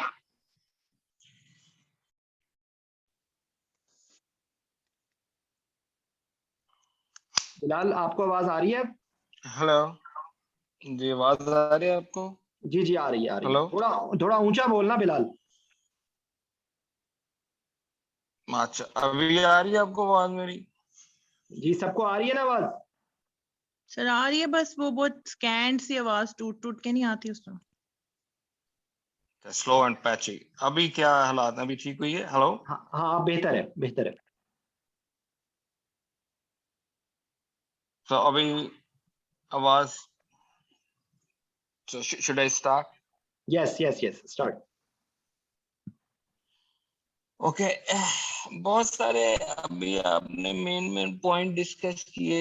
आई have been listening to most of the points and for a short period of time I was away, so probably while looking at an echo बहुत सारे लोग जो हैं वो ठीक है बात, जो अभी आई डोंट नो अभी सारे लोग किस लेवल ऑफ ट्रेनिंग पे हैं, तो वो हम इजेक्शन फ्रैक्शन देखते हैं और वी लुक एट वाल्व की कंडीशन क्या है, रिगर्ज है या स्टीनोसिस है, या कुछ और लोग थोड़े एडवांस ट्रेनिंग में होते हैं तो वो ट्रांसवेल्वुलर प्रेशर्स देख लेते हैं, पल्मोनरी आर्टरी के प्रेशर देख लेते हैं। हेलो, अभी मेरी आवाज ठीक आ रही है ना सबको? जी आ रही है, बिल्कुल आ रही है, बिल्कुल आ रही है। Okay, so just a brief review, fourth chamber of heart. So basically RA, RV, pulmonary artery, then it comes to pulmonary veins, then left atrium and then left ventricle, right? So अगर हम pressures की बात करें तो it's very basic, और ये Morgan में भी लिखा हुआ है और बहुत सारी जगहों पे लिखा हुआ है कि चारों चैम्बर के प्रेशर्स में ब्रीफली बताना चाहूंगा. 0 to 5 is RA, then it comes to LV, RV तो ये 25/5 हो जाता है. पल्मोनरी आर्टरी में जाएं तो 25/10, 0 to 8 LA का होता है, and 125 to 8 is LV. बहुत सारे जो हम जब देखते हैं को, so a lot of people have heart failure with preserved ejection fraction. ठीक है, तो anesthesia point of view से while looking at an echo as an anesthetist and how it can help you while intraoperative management, तो diastolic function को कैसे हम evaluate करते हैं on the basis of echo? Is there anybody in the house who has a brief concept about E/A ratio?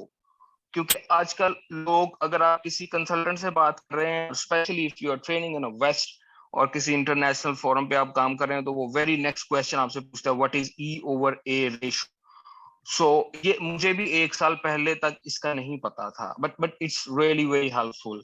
तो अगर कुछ लोग इसको अंडरस्टैंड करने में इंटरेस्टेड हैं तो we can talk about this concept. Otherwise at your level of training, whatever you have spoken about, that's more than enough. So if you guys are interested, I can just give a brief introduction. If no, then it's fine. Bilal बता दो, बिल्कुल briefly बता दो. Okay, जो E/A ratio है, आपने देखा होगा जब कार्डियोलॉजिस्ट एको कर रहा होता है, then he take a longitudinal axis और वो एक डॉपलर थ्रो करता है और वो हार्ट बीट सी सुनती है और 2 वेव्स नजर आती हैं कलर पैटर्न में. ठीक है, अक्रॉस द माइट्रल वॉल्व. ठीक है, वो एक एक्सिस सेलेक्ट करता है, उसके बाद उसका डॉपलर इमेज 2D में लेता है. जो पहली वेव आती है, okay, before starting to have discussion about these waves, यानी जब डायस्टी होती है तो वो नॉर्मल कार्डियक साइकिल के क्या स्टेप्स हैं? अगर आप लोग मेरे साथ इन्वॉल्व होंगे तो we are gonna get out of this discussion. Otherwise if I am only the one who are talking, then I guess there will be minimal absorption across the house. जी राबिया, बोलो कुछ. जी सर, मैं I'm listening. So my question is that can you briefly summarize the normal physiology, a normal heart cycle during diastole? What's happening actually? Sir diastole के अंदर एक तो आइसोवॉल्यूमेट्रिक relaxation होती है, and then there is तो उसके अंदर हार्ट जो होता है वो रिलैक्स. जी सर. Okay. Isovolumetric relaxation. ठीक है, keep talking. सर आइसोवॉल्यूमेट्रिक रिलैक्सेशन होती है और हार्ट रिलैक्स, मतलब LV जो होता है हमारा वो रिलैक्स हो रहा था to accommodate the volume which is coming into the going to come into the LV.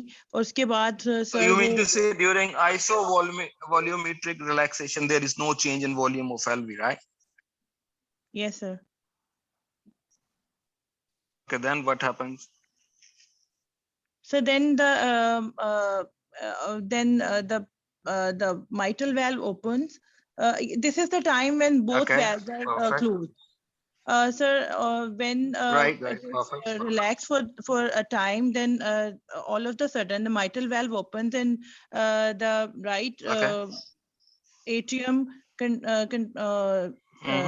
blood जो है वो left जो है वेंट्रिकल में आता है, और फिर उसके बाद जो है ना फिर जब वो फिल हो जाता है then Okay, you're right. You are on a right path. Keep talking. Be confident. Keep talking. Yeah. ये सर उसके बाद ये फिल हो जाता है, उसके तो बाद अभी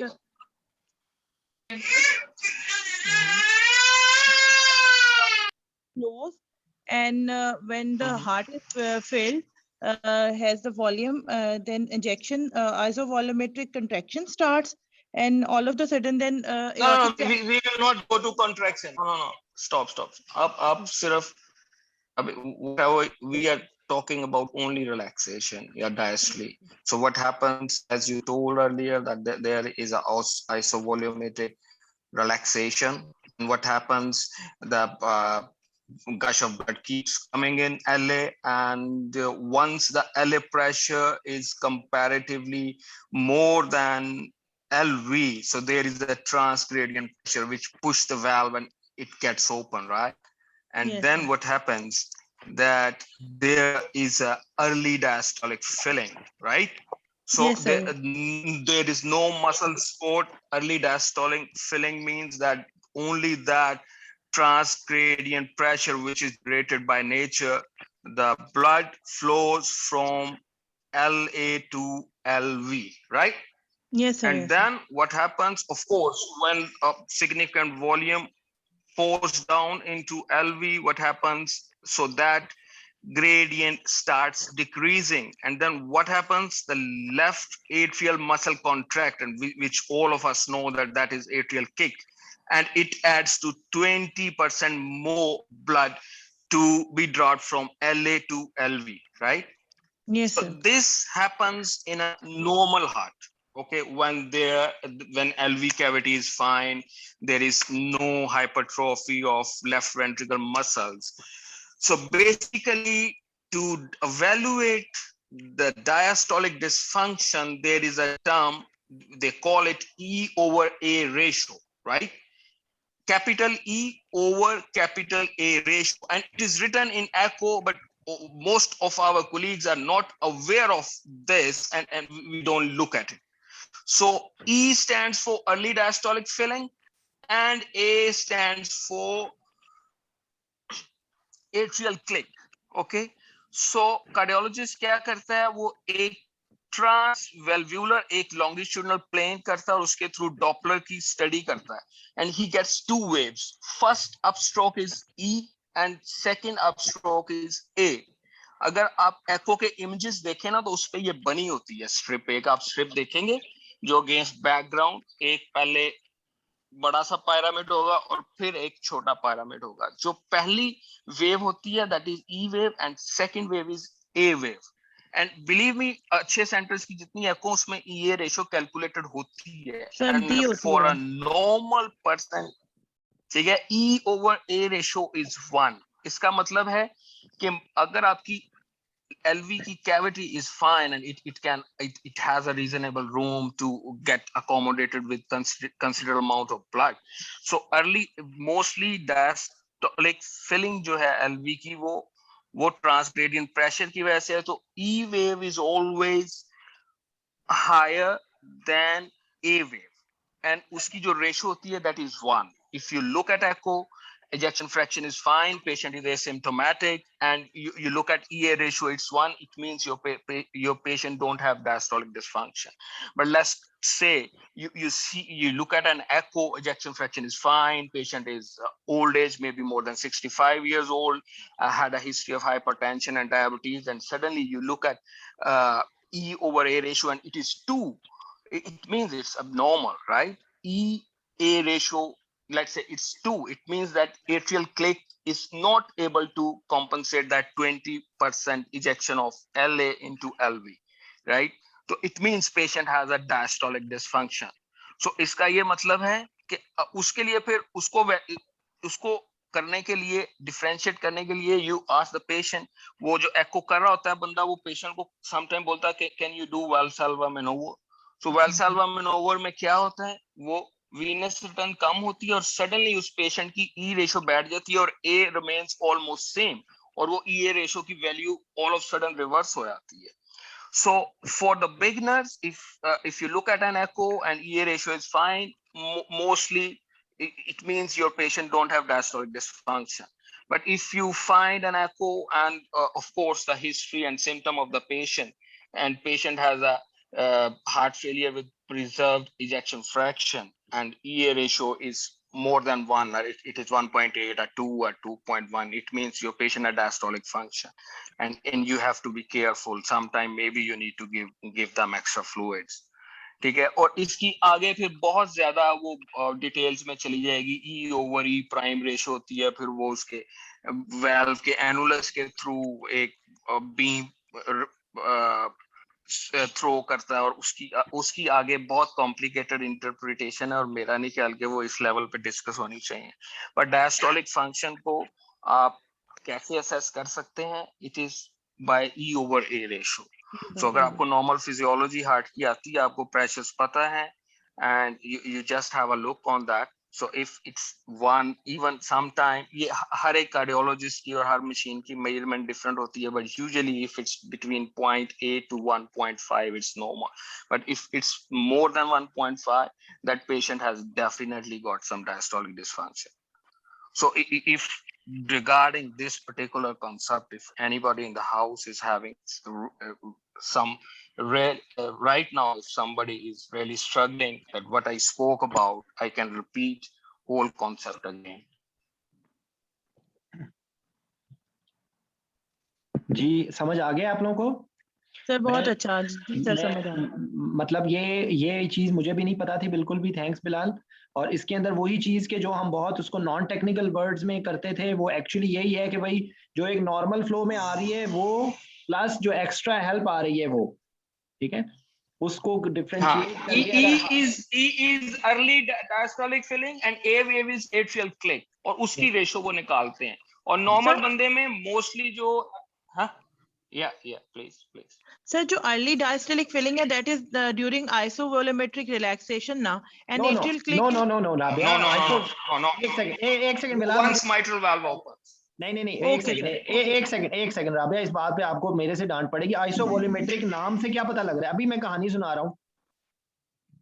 नहीं सर, ठीक है, मुझे यही जानना था कि इसके अंदर उसकी एक सेकंड सॉरी, देखो मेरी बात सुनो. आइसोवॉल्यूमेट्रिक, sir, that volume is not being changed, but pressure, heart is relaxing. ठीक है ना? वो ठीक है, मैं ये पूछना चाह रही हूँ कि आइसोवॉल्यूमेट्रिक रिलैक्सेशन के बाद अब दरवाजा खुल गया है, खाने रोटी खुल गई है, तो रोटी के ऊपर जो अटैक कर रहे हैं वो, और उसके बाद जो बाकी लोग रह गए वो कैसे पहुंचेंगे? ये वो एट्रियल क्लिक से आता है 20 to 30%, बट ये जब माइट्रल वैल्व खुलता है तो तब ये फिलिंग होती है. ये वो वाली फिलिंग का वॉल्यूम आएगा. Yes. People say it passive filling. There is no force. It goes on its own. Okay. Yes, sir. Yeah, and if you guys want to talk about especially how an anesthetist should read an echo, we can have a separate talk on that, because there is another new concept, that pulmonary artery pulsatility index, and which is very important in the setting of pulmonary hypertension. But you know, if you are getting prepared for FCPS or MRC, whatever they say, the membership program, it's more than enough. And believe me, most of the people don't know about it. It's a very basic concept, but it helps you a lot. Okay. Yes. And secondly, there is a lot of misconception about diabetes. We are having quite a lack of knowledge that a lot, if you are getting trained in West, people ask you that I'm having peripheral neuropathy, and a doctor, if I get my glycemic control, so it's gonna help me. Yes, for microvascular complication, if you are having a good glycemic control, it's gonna help the patient. But there is no evidence so far that you cannot stop these macrovascular complications with strict glycemic control. So it's still debatable. And a few weeks back, I came to know about this concept. अगर आपका sugar का मरीज है, उसकी आप sugar control करते हैं, microvascular complication से वो बच जाएगा. पर मैक्रोवास्कुलर कॉम्प्लिकेशंस का अभी कोई एविडेंस बेस्ड डाटा नहीं है. So from this point, you can imagine that how deadly destroying this disease is for patients. But unfortunately, in our population, we take it just granted. You come across a lot of people who are not interested in the treatments, and they just want to follow the cultural remedies and this stuff. Okay. बिल्कुल ठीक। अच्छा, जो इसके बाद अब जो neuropathy रह गई है, न्यूरोपैथी के बारे में क्या क्या कॉन्सेप्ट्स होने चाहिए राबिया? न्यूरोपैथी किस तरह देखेंगे आप?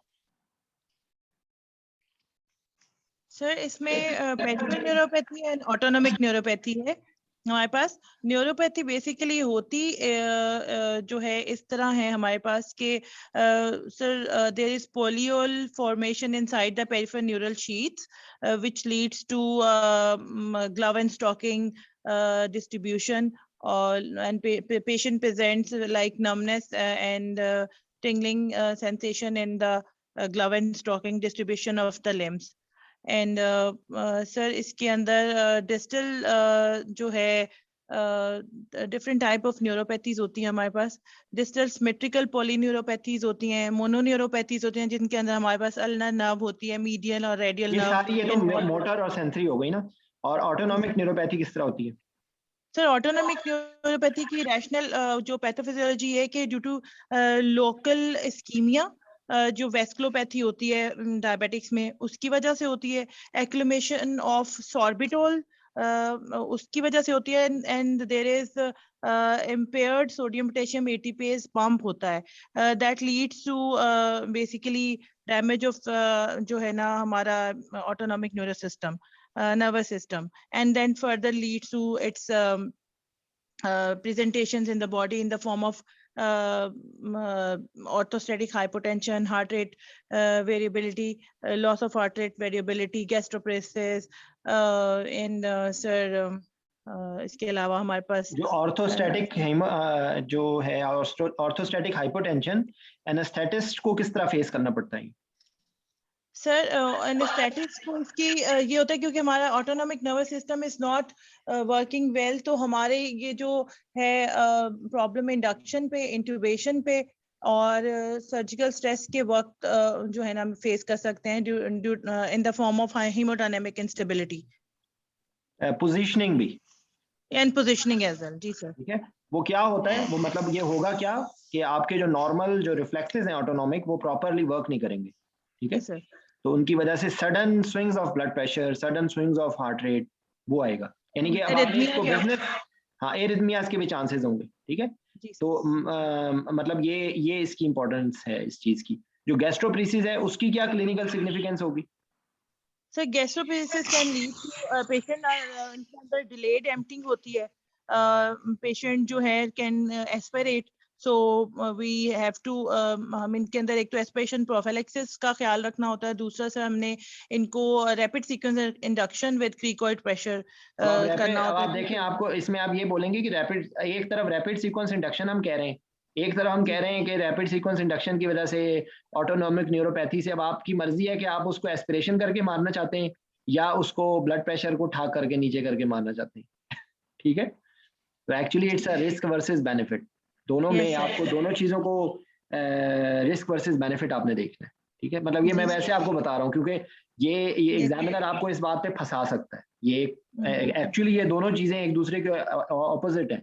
एक तरफ आप कह रहे हैं कि उसका ऑटोनॉमिक न्यूरोपैथी की वजह से उसका ब्लड प्रेशर में स्विंग्स आ रही हैं, एक तरफ आप उसको प्री कैलकुलेटेड ठग करके रैपिड सीक्वेंस इंडक्शन करना चाहते हैं। तो ये एक्चुअली ये सोचना है कि कितनी अजीब सी चीज है ये दोनों ऑपोजिट। अब आप इस प्रॉब्लम को टैकल कैसे करेंगे? ये क्योंकि छोटी सी चीज है, इसको मैं यहीं पे ही खत्म कर रहा हूँ, बाकी चीजों को दूसरी ये जो है आपकी, अगर ये ऑटोनॉमिक जो डिसफंक्शन है उसमें एक पेशेंट में, डायबिटिक पेशेंट है जिसमें आप ऑटोनॉमिक डिसफंक्शन एक्सपेक्ट कर रहे हैं, तो उसके अंदर आप क्या करेंगे इंडक्शन के वक्त, जैसे आपने बताया ना? सर एक तो हम पेशेंट को जो है ना उसकी पोजीशनिंग के वक्त रैपिड सडन चेंज पोजीशंस नहीं करेंगे। दूसरा हम सर ए लाइन को पुअरली कंट्रोल्ड डायबिटिक पेशेंट है तो उसमें ए लाइन डालेंगे और हम स्लो टाइट्रेटेड इंडक्शन करेंगे against the control vigilant monitoring of haemodynamics, beat to beat monitoring. और इसके अलावा सर हम इनके अंदर जो है ना पेशेंट की हाइड्रेशन का ख्याल रखेंगे। कार्डियोस्टेबल इंडक्शन एजेंट यूज कर लें आप। Yes, sir. And avoiding the stress of laryngoscopy and intubation by blunting the reflexes. हम पेशेंट को स्ट्रेस रिस्पॉन्स से बचाएंगे और विजिलेंट मॉनिटरिंग ही है इसमें। हाँ जी, और गैस्ट्रोपरेसिस के लिए आपने एस्पिरेशन प्रोफिलैक्सिस दे सकते हैं। Aspiration prophylaxis, ठीक है, और जो ऑटोनॉमिक न्यूरोपैथी को देखने के और जो क्लिनिकल टेस्ट होते हैं वो क्या क्या होते हैं? सर ऑटोनॉमिक न्यूरोपैथी में एक तो लॉस ऑफ हमारे पास हार्ट रेट वेरिएबिलिटी होती है। सर रेस्टिंग टेकिकार्डिया इनके अंदर होता है। ऑर्थोस्टैटिक हाइपोटेंशन होगा पेशेंट में। पेशेंट जो है ऑर्थोस्टैटिक हाइपोटेंशन क्या होती है, कैसे चेक करते सर हैं? और सर एक sitting and after standing for 2 minutes हम ब्लड प्रेशर लेते हैं और जो है पेशेंट जो है क्योंकि हमारा autonomic nervous system is not fully responsive तो blood pressure there is drop in blood pressure. कितना? सर इसके अंदर 10 सर 20 5 to 10 तो नॉर्मल भी हो सकता है ना सर। 10 to 20 सर 20 से ज्यादा ये सिस्टोलिक और वो लेट जो है ना वापस नॉर्मलाइज होता है इनके अंदर। ठीक है, और जो आपने लॉस ऑफ आरआर वेरिएबिलिटी थी वो साइनस वेलसेल्वा मैन्यूवर कराएंगे हम इनके अंदर जिसके अंदर इनके जो है ना आर या तो पल्स से देख लेंगे या सर ईसीजी करवाते हुए वेलसेल्वा कराएंगे तो जो आर वेरिएबिलिटी है नॉर्मल जो है वो इनमें नहीं होगी। जो डीप ब्रीदिंग अगर करते हैं वो डीप ब्रीदिंग से वेलसेल्वा लाइक फीचर डेवलप होता है? सर डीप ब्रीदिंग से वेलसेल्वा डीप ब्रीदिंग करेंगे तो इनके अंदर जो है ज्यादा ड्रॉप होगा ये हार्ट रेट और जो है ना वेरिएबिलिटी नहीं होगी सर इनके अंदर लॉस्ट होगी वेरिएबिलिटी। लॉस होगी ना, लॉस ऑफ जो नॉर्मली में चेंज आता है वो नहीं होगा इनके अंदर। नहीं होगा। यस सर जी 1 मिनट कंटिन्यू करते हैं जी। डॉक्टर इमरान आप क्या सवाल पूछ रहे हैं? सर ये जो आर्थोस्टैटिक हाइपोटेंशन है इसमें हार्ट रेट की वेरिएबिलिटी भी खत्म हो जाएगी ना डायबिटिक में जो? Can be ji Bilal. Can be हो सकती है। हाँ जी, खत्म हो सकता है। देखिए ऑटोनोमिक डिसफंक्शन या ऑटोनोमिक न्यूरोपैथी में हार्ड एंड फास्ट आपको सारे फीचर्स नहीं मिलेंगे। इट कैन बी कि अगर आपने किसी को लॉन्गोस्कोपी की है हो सकता है उसका हार्ट रेट ऊपर ना आ जाए, ठीक है, इनअप्रोप्रिएट रिस्पॉन्स आ जाए, ब्रैडीकार्डिक हो जाए, ठीक है। Secondly delayed gastric emptying, orthostatic hypotension, gastatory sweating, खाना खाएगा स्वेटिंग हो गई, ठीक है, nocturnal diarrhea, impotency। So ये आपको सारे एक पेशेंट में नहीं मिलेंगे, but these are some red flags कि अगर आपको ये चीजें 1 2 3 भी मिल रही हैं तो you can anticipate that इसका autonomic function impaired हुआ है। And secondly from clinical point of view मेरे ज़हन में एक और पॉइंट आ रहा था कि इन डायबिटिक्स जो हमारी नॉर्मल अगर हम लिपिड प्रोफाइल की बात करें तो एलडीएल वैल्यूज की एम की रिकमेंडेशन 82 लेस देन 190 है और any patient who is 40 years of age और डायबिटिक है, ठीक है, उसकी सबसे ज्यादा मॉर्टेलिटी कम करते हैं स्टैटिन्स। उसको इस्कीमिक हार्ट डिजीज है या नहीं है, उसको ब्लड प्रेशर है या नहीं है, वो स्मोकर है या नहीं है, अगर उसकी 40 साल से उम्र ज्यादा और उसके एलडीएल 190 से ऊपर गिरे हुए हैं तो उसको अगर आप स्टैटिन देंगे तो ये उसकी सबसे ज्यादा उसके लिए बेनिफिशियल है, ठीक है। और सेकेंडली अगर उसकी जीएफआर कम हो रही है, अगर वो हाइपरटेंसिव है तो S comes at number first. और सेकेंडली एमसीक्यूज एक बहुत आते हैं जो कि लोगों के लिए ना क्वाइट डिस्ट्रैक्टिंग होते हैं। बीटा ब्लॉकर पॉइजनिंग और कैल्शियम चैनल जो ब्लॉकर्स हैं इनकी पॉइजनिंग में मेन डिफरेंशिएटिंग जो है फाइंडिंग क्या होती है, is anyone has an idea? क्योंकि बीटा ब्लॉकर में भी पेशेंट ब्रैडीकार्डिक होगा और कैल्शियम चैनल ब्लॉकर में भी। सर बीटा ब्लॉकर में हाइपरग्लाइसीमिया होगा, हाइपरग्लाइसीमिक स्टेट हो। बीटा ब्लॉकर में हाइपरग्लाइसीमिया होगा और कैल्शियम चैनल ब्लॉकर में उसका आइडिया नहीं है। what is mechanism of action of insulin?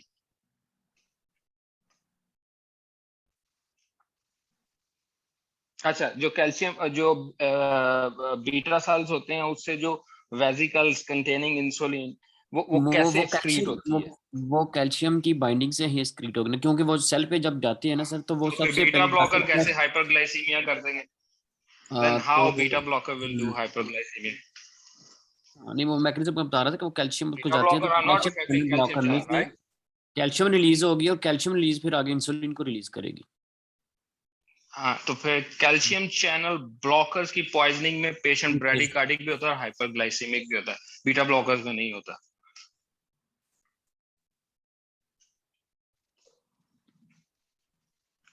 Repeat कीजिए सर दोबारा, जो है ना आवाज कट गई थी आपकी, क्या हुआ?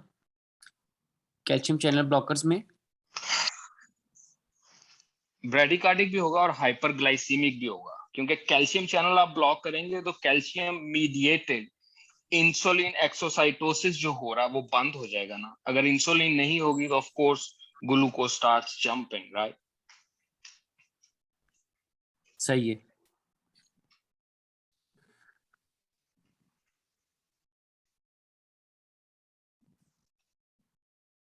एग्रीड? हाँ नहीं, ये असल में बिलाल ये it's something new for me as well,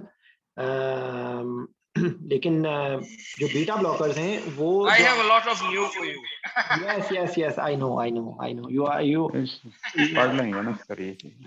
अच्छा नहीं इमरान, आप मुझे ये आपने ये बोला था कि बीटा ब्लॉकर्स में हाइपरग्लाइसीमिया होता है, वो क्यों होता है बीटा ब्लॉकर में हाइपरग्लाइसीमिया? सर जो शायद वो जो इंसुलिन की सिक्रीशन है वो रुक जाती है सर बीटा उससे। ये जो है ना वो आप रिसेप्टर वाइज इसके जो इफेक्ट्स है ना, आप ऑटोनोमिक नर्वस सिस्टम के लिहाज से चलेंगे तो आपको ये लगेगा कि बीटा ब्लॉकर ये कर रहा है। यही जो है ना आपका एक डिसिसिव पॉइंट होता है, they just dodge you. Calcium channel आप इसको गूगल करके देख लें, कैल्शियम चैनल ब्लॉकर पॉइजनिंग और बीटा ब्लॉकर की जो पॉइजनिंग है उसको डिफरेंशिएट हाइपरग्लाइसीमिया करता है, और कैल्शियम चैनल ब्लॉकर पॉइजनिंग में हाइपरग्लाइसेमिक भी होते हैं पेशेंट्स। वो जो आप बात करें ना इमरान साहब, वो आप ये ऑटोनोमिक रिसेप्टर्स की वो डिस्ट्रीब्यूशन के लिहाज से अगर आप देखें तो आपको लगता है कि ये बीटा ब्लॉकर ने किया होगा। That effect is quite weaker if you compare it with calcium channel blockers. Yes sir. Agreed? Yes sir. Thank you sir. अच्छा, thank you very much. अब जो प्री ऑपरेटिव मतलब एस्पेक्ट ऑफ डायबिटीज मेलाइटस में और कोई चीज रह गई है एक्सेप्ट फॉर the medicines, वो क्योंकि अब इंशाल्लाह why not to talk about non-insulin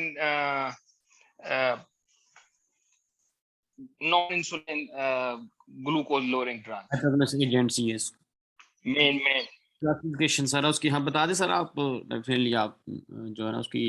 नहीं मैं नहीं ना बता रहा, मैंने आनियां नहीं पईयां, तुसी दसो सर। एक सेकंड देखें, अभी तक हम लोग मैकेनिज्म ऑफ एक्शन और उसके एक सेकंड जमील अहदा जरा थोड़ा सा मैं, क्योंकि देखिए बात ये है कि डायबिटीज मेलाइटस जो है ना वो एक आप ये समझ लें कि हमारी जो एग्जाम्स की जान है, डार्लिंग है, तो ये एग्जाम में पूछा ही जाना है, ये आप समझ लें कि ये पेपर आउट है, ठीक है? तो इसलिए और एक एस्पेक्ट जो अभी जो एस्पेक्ट्स हम लोगों ने कर लिए हैं उनके बाद जो एस्पेक्ट्स अभी रहते हैं वो बहुत सारे हैं, ठीक है? उनके अंदर एक तो है एक्यूट इमरजेंसीज, दूसरे है ग्लाइसेमिक कंट्रोल, ठीक है, और तीसरी है कि स्पेसिफिक जो ज्यादा जो सर्जरीज प्री, जैसे एक सबसे बेसिकली एक जो क्वेश्चन जो बहुत ज्यादा फ्रीक्वेंटली पूछा जाता है, diabetic septic patient for any surgery, ठीक है ना, जिसमें इमरजेंसी सर्जरी हो रही होती है, वो ये बहुत कॉमनली आस्क्ड क्वेश्चन है। तो ये बेसिकली ये एस्पेक्ट्स अभी रहते हैं, इनमें से कुछ चीजें आज कर लेते हैं, कुछ चीजें कल। एक क्विक क्वेश्चन कर लेते हैं just for brainstorming and then sign. मैं ये चाह रहा हूं कि ये जो दवाइयां है ना बहुत सारे जो हाइपोग्लाइसीमिक, हाँ ठीक है, दवाइयों को छोड़ देते हैं, वो कल करेंगे, ठीक है?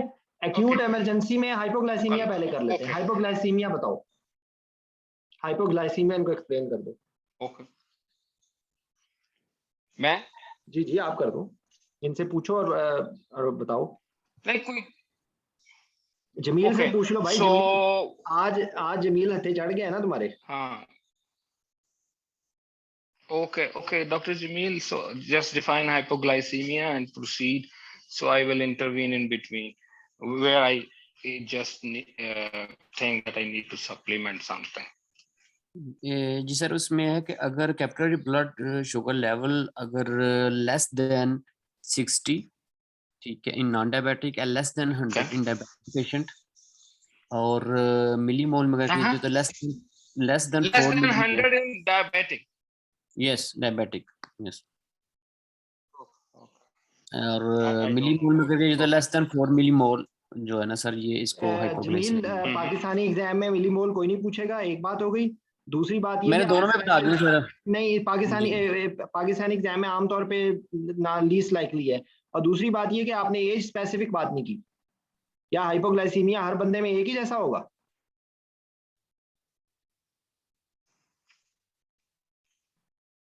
नहीं सर, वो जो can be जो अपना variable, पहले ब्लड even लेवल the बताएंगे cutoff ना, value can be variable. Cutoff value पहले बताएंगे ना, उसके बाद तो फिर उसके साइनस सिम्टम्स जो दूसरी चीजें होगी वो बताएंगे। तो मैंने नॉन डायबिटिक और डायबिटिक में बताया ना, अगर नॉन डायबिटिक में लेस देन 60 और डायबिटिक में लेस देन 100 जो है ना, इसको हाइपोग्लाइसीमिया कहेंगे।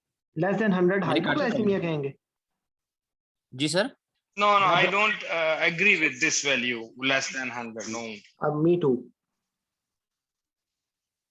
अच्छा चलो, एनीवेज आगे चलो। 110 तो नॉर्मल है सर, जो फास्टिंग स्टेट में। हाँ जी, you're right. नहीं जमील, मैं जो आपको कहना चाह below रहा हूं 60, जमील साहब below 60 चले, ठीक है। अच्छा आगे चलो, हाइपोग्लाइसीमिया के क्या साइंस एंड सिम्टम्स होंगे? सर हाइपोग्लाइसेमिया से सिंपैथेटिक नर्वस सिस्टम एक्टिवेशन होगा, उससे रिलेटेड जो है ना वो साइन एंड सिम्टम्स उसके पेशेंट लेथार्जिक होगा सीएनएस की वजह से, और अगर वेल सीवियर है तो लॉस ऑफ कॉन्शियसनेस और bluer speed, sweating, tremors, tachycardia, hypotension, ठीक है, दोनों सकती हैं उसमें, और डायफरेसिस definitely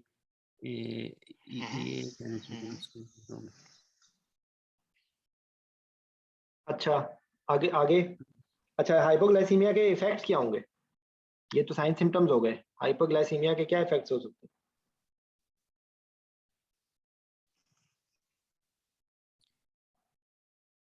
ji ji, starting from CNS में sir, impaired function of CNS ठीक होगा, lack of concentration जिस तरह से बताया है, डेफेरिक हो गए, और even जो है ना patient can go through loss of consciousness, ठीक है, कोमा, ये CNS पे हो गए, और CVS पे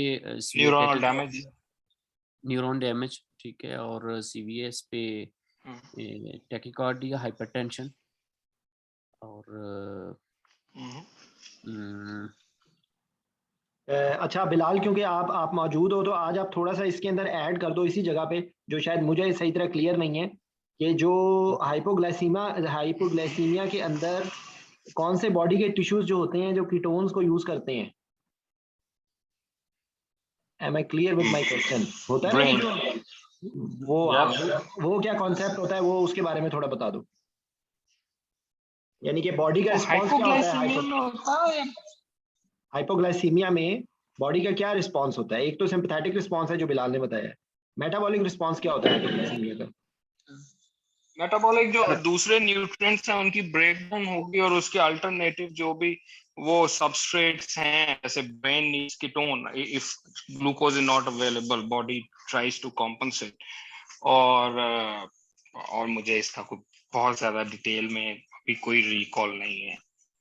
ग्लूकोनियोजेनेसिस सर प्रमोट होगी ना लिवर में, ठीक है, और सेल लेवल पे, और when there is lack of insulin there is gluconeogenesis from fats, ketone forms and एक सेकंड इमरान, एक सेकंड मेरी बात सुनो। आप मेरे क्वेश्चन को नहीं समझो, ये मैं वैसे आपसे कॉन्सेप्ट वाला क्वेश्चन पूछ रहा हूँ। हाइपोग्लाइसीमिया हो रहा है तो इंसुलिन कहाँ से आ गई? हाइपोग्लाइसीमिया सर मैंने सवाल आपसे ये पूछा है कि हाइपोग्लाइसीमिया पे बॉडी रिएक्ट कैसे करती है? अच्छा सर, समझ आई बात? हाइपोग्लाइसीमिया में सर ग्लूकोनियोजेनेसिस होता है। हाँ, वही मैं पूछ रहा हूँ ना कि नहीं, ग्लूकोनियोजेनेसिस होगा तो फिर हाइपोग्लाइसेमिक तो ना रहा ना पेशेंट। नहीं, वो नहीं, ग्लूकागोन जब रिलीज होता है सर उससे। नॉर्मली जब ग्लूकोज आता है सर वो ग्लाइकोजन से आ रहा होता है ना। जब आपके ग्लाइकोजन स्टोर खत्म हो जाते हैं तो लिपोलाइसिस होती है, तो कीटोन्स फॉर्मेशन होती है। तो कीटोन फॉर्मेशन जो है ना वो कीटोन्स जो है ना वो यूटिलाइज होते हैं body cell, specially heart in stress condition and brain तो नॉर्मली भी कीटोन यूज करता है, लेकिन हार्ट जो है वो स्ट्रेस कंडीशन में कीटोन यूज कर सकता है। ये बीसीक्यू था सर, इस वजह से याद रहा था। और दूसरा ग्लूकागोन रिलीज होगा ना सर पेंक्रियास से, ठीक है, जो फिर जब हाइपोग्लाइसीमिया होगा तो उससे फिर डेफिनेटली प्रमोट करेगा ग्लूकोनियोजेनेसिस को और ग्लूकोजेनोलाइसिस को, दोनों को, लिवर में भी और किडनी में अगर स्मॉल अमाउंट तक होती है तो उसको भी प्रमोट करेगा glucagon.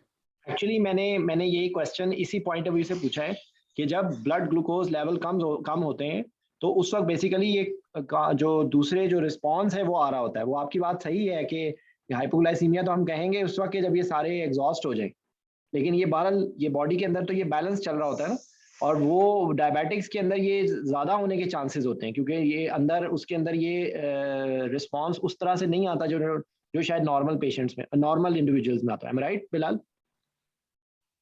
Yes, and there is if people do C-peptide level also, if it's endogenous insulin has done this, कोई आपने oral hypoglycemic लिया है वो आपको बता देगा। अगर आपने factitiously इस situation को create किया तो C-peptide level नहीं ज्यादा, इंसुलिनोमा होगा उसके अंदर C पेप्टाइड्स बढ़ जाएंगे। Yes, इवन अगर आपने सल्फोनाइल यूरियास भी लिए हैं तो उसमें बढ़ जाएगी। ठीक है, बेसिकली ये उसके कॉज को देखने के लिए होगा, ठीक है ना। मैंने एक दफा आईसीयू में इस तरह का पेशेंट देखा था जिसमें हाइपोग्लाइसीमिया बहुत ठीक है। अच्छा, एनीवे, और दूसरा जो बहुत कॉमनली आस्क्ड क्वेश्चन है वो पूछते हैं कि हम अगर आप 1 ml ऑफ 20% डेक्सट्रोज कितना इम्प्रूव करता है ये कैपिलरी ग्लूकोज लेवल। हाँ जी, तो ये बड़ा कॉमन एमसीक्यू आता है। इमरान, पाकिस्तान में यूजुअली 25% होता है, इंटरनेशनली जो है वो 50% होता है। तो 25% और 50% से कितना बढ़ेगा इमरान? अगर आप 100 ml देते हैं ना, ये नॉर्मल एक ब्रेड एंड बटर है, हाइपोग्लाइसीमिया 6 या 4 एम्प्यूल देते हैं वो, बल्कि डॉक्टर भी ना कहे वो नर्स लगाना शुरू हो जाती खुद ही। तो वो कितना इम्प्रूव करता है? जी इमरान सर इसका कोई आइडिया नहीं है सर, हम तो पूरा एम्प्यूल दे देते हैं। नहीं, I guess it's 1 milligram per deciliter with 1 ml। 50% से 2 ml है, 2 milligram per DL है। मैं 25% की बात कर 25% से 1 मिलीग्राम है और 50% से 2 मिलीग्राम पर DL है। ओके, 25 ये याद रख लें, ठीक है। 25% से 1 मिलीग्राम पर DL बढ़ेगा, ठीक है। और उसके बाद जो है, सर इसके बारे में कोई आइडिया है कि 50% अब रिकमेंडेड नहीं है, कहते हैं कि हाइपरोस्मोलर है और हाइपरटोनिक है, इसमें कोई हो अप टू डेट के कहते हैं कि 25%? जी नहीं, अगर इस तरह का कोई आया हो तो मैं समझ ये विड्रॉ हो जाएगा आपकी एनेस्थीसिया ट्रॉली में से। चलें इसको देखें, मैं आपको एक जनरली ये बात बता रहा हूँ कि इस किस्म की कोई भी चीज़ जो होती है ना, वो आपका गूगल फ्रेंड जो है वो, मैं गलत बता सकता हूँ, बिलाल गलत बता सकता है, जमील गलत बता सकता है, हम सब लोग खता के पुतले हैं, ठीक है। हम लोगों से गलती हो सकती है, लेकिन जो इंटरनेट है ना, आप उससे दोस्ती करें, इंटरनेट झूठ नहीं बोलता। और दूसरा जो है ना, एक इसी सेटिंग में ये भी सवाल आता है कि एक जो है ना यूनिट इसका रेगुलर इंसुलिन का वो कितने मिलीग्राम पर DL ड्रॉप करता है शुगर, ये बड़ा एमसीक्यू आता है जी। 25 30 है ये जो है 25 25 to 30, कुछ में 25 लिखा हुआ है, कुछ में 30 लिखा हुआ है। कौन सा वाला भाई, कौन सी वाली इंसुलिन? ये चलो ये कल बात करेंगे इंशाल्लाह। रेगुलर इंसुलिन, रेगुलर कल इंसुलिन। इंशाल्लाह हम इसी टाइम पे, जहाँ जिस टाइम पे आज किया था 7:15 बजे, हम दोबारा करेंगे, यहीं से कंटिन्यू करेंगे। अच्छा, मैं यहाँ पर एक बात आप लोगों को शेयर करना चाहूँगा कि बिलाल माशाल्लाह से हमारा हीरो है, और बिलाल एक ट्रेंड सेटर है इंशाल्लाह। तो एक मिनट चुप कर जाओ, आप बोलना नहीं, मैं तुम्हें माइक म्यूट कर रहा हूँ तुम्हारा। ये सब लोगों को मैं एक वो भी कर रहा हूँ, क्या उसको कहते हैं, जिसको कहते हैं ना, आप लोगों को मैं एक इनवाइट कर रहा हूँ इस चीज़ की, कि सब लोगों को, क्योंकि हमारे मेजॉरिटी लोगों को ये बात पता ही नहीं है कि फ्यूचर में क्या प्लान करना चाहिए, क्या करना चाहिए, क्या नहीं करना चाहिए। ठीक है, बिलाल ने भी रिसेंटली माशाल्लाह से USMLE किया है, और he will be in US इंशाल्लाह। और एक्चुअली ये वो रास्ता है कि जो आप लोगों को पाकिस्तान में कोई नहीं बताएगा, ना ही किसी को पता ही नहीं है, बेचारे हमारे जो लोग हैं उनको इस रास्ते का इल्म ही नहीं है। और आई थिंक अगर कोई ये पूछे कि बेस्ट चीज़ क्या है, कि जो जूनियर एनेस्थीसिया ट्रेनी जो अपनी नॉर्मल एज में ट्रेनिंग कर रहा है, उसके लिए बेस्ट ऑप्शन ये है कि वो ड्यूरिंग ट्रेनिंग साथ साथ अपने आप को थोड़ा सा USMLE की बुक्स के साथ इन टच रखें। वो चीज़ें कि जो अपने, क्योंकि हमारा एनेस्थीसिया एक ऐसा सब्जेक्ट है कि जो बेसिक साइंसेज से बहुत ज़्यादा कोरिलेट करता है, जो बेसिक मेडिसिन, बेसिक जो चीज़ें हैं वो उनके साथ करता है। तो अगर आप लोगों को ये बात पहले से पता होगी तो आप उन बुक्स को अपने साथ इंटीग्रेट कर सकते हैं। ये नहीं मैं कह रहा कि आप अपनी चीज़ों को छोड़ के आप वो उस पे उनको रट्टे मारने शुरू कर दें, लेकिन you can integrate it as much as possible, physiology के लिए, फार्माकोलॉजी के लिए, एनाटमी के लिए, मेडिसिन के लिए। तो बाय द टाइम आप इंशाल्लाह FCPS के बाद जो बहुत सारे पाथवेज हैं फॉर फ्यूचर ग्रूमिंग, उनमें बेस्ट ऑप्शन है कि आप USMLE करें and you compete for some fellowship programme in US। वो रेजिडेंसी नहीं होती, वो फेलोशिप होती है, और उस फेलोशिप का मतलब लाइक ये कि आपको बाकी तमाम जो लोग UK जाते हैं या जो आयरलैंड जाते हैं वो एक तरफ है, और ये अमेरिका इज़ द बेस्ट, क्योंकि अमेरिकन ट्रेनिंग जो है वो that's the best in the world. ठीक है, और वहाँ पर ये एक बैक डोर होता है आपके पास कि जो लोग फेलोशिप के लिए जाते हैं वो वहाँ पर अगर अच्छा परफॉर्म करते हैं तो बहुत ज़्यादा चांसेस होते हैं कि उनको वहाँ पर रेजिडेंसी मिल जाए। आपके ऊपर जाहिर बात है, हमारे मुल्क की तरह सिस्टम नहीं है, वहाँ का सिस्टम डिफरेंट है। वहाँ पर वो बंदे को एवेलुएट करेंगे, और अगर वो उनके काम का बंदा है तो वो उसको खुद ऑफर कर देंगे रेजिडेंसी। या दूसरा रास्ता ये होता है कि अगर वो एक फेलोशिप के बाद वो दूसरी फेलोशिप, और फिर दूसरी फेलोशिप के बाद तीसरी फेलोशिप, अगर वो 3 फेलोशिप्स मुकम्मल कर लें तो उसके बाद वो वहाँ पर एज कंसल्टेंट रजिस्टर, एक फेलोशिप के बाद आप वहाँ पर कंसल्टेंट के तौर पर रजिस्टर नहीं हो सकते, लेकिन अगर आप 3 फेलोशिप्स कर लें तो that is counted as residency, something like that. मैं कुछ हो सकता है मेरी कोई इनएक्यूरेट बात हो, लेकिन समथिंग लाइक दैट। और ये आप ये समझ लें कि जब जिस बंदे ने पोस्ट ग्रेजुएशन अपने मुल्क में मुकम्मल कर लिया है तो उसके लिए ये आफरीदी का छक्का है। ठीक है, आपने जो आपने हासिल कर लिया वो हासिल कर लिया, वो आपसे कोई नहीं वापस लेगा। लेकिन अगर ये आपका छक्का लग गया तो आउट ऑफ पार्क, क्योंकि जो FCPS के बाद आपके इंटरनेशनल सारे एग्जाम्स एग्जम्प्टेड हैं, जो UK के और आयरलैंड के, वो तो आपसे कोई नहीं ले रहा अभी for the time being. Clap की एग्जाम्शन ख़त्म नहीं हो रही, या आयरलैंड की एग्जाम्शन ख़त्म नहीं हो रही, तो आपके पास बहुत सारे ऑप्शन है। लेकिन अगर आप ये चीज़ कर लें तो दैट इज़ द बेस्ट। ठीक है, ये अपेरेंटली बहुत मुश्किल रास्ता है, नो डाउट आपके लिए बहुत कमिटमेंट चाहिए। और बिलाल मेरे साथ मजाक में बहुत मुझे कहता रह गया, आपने मुझे फंसा दिया, आपने मुझे फंसा दिया, लेकिन दैट्स अ रियलिटी कि इसने माशाल्लाह मेहनत की है, और अब he is about to reach there इंशाल्लाह इंशाल्लाह। और बिलाल कुछ बोलेगा इसमें। अब बिलाल जी जी जी बिलाल।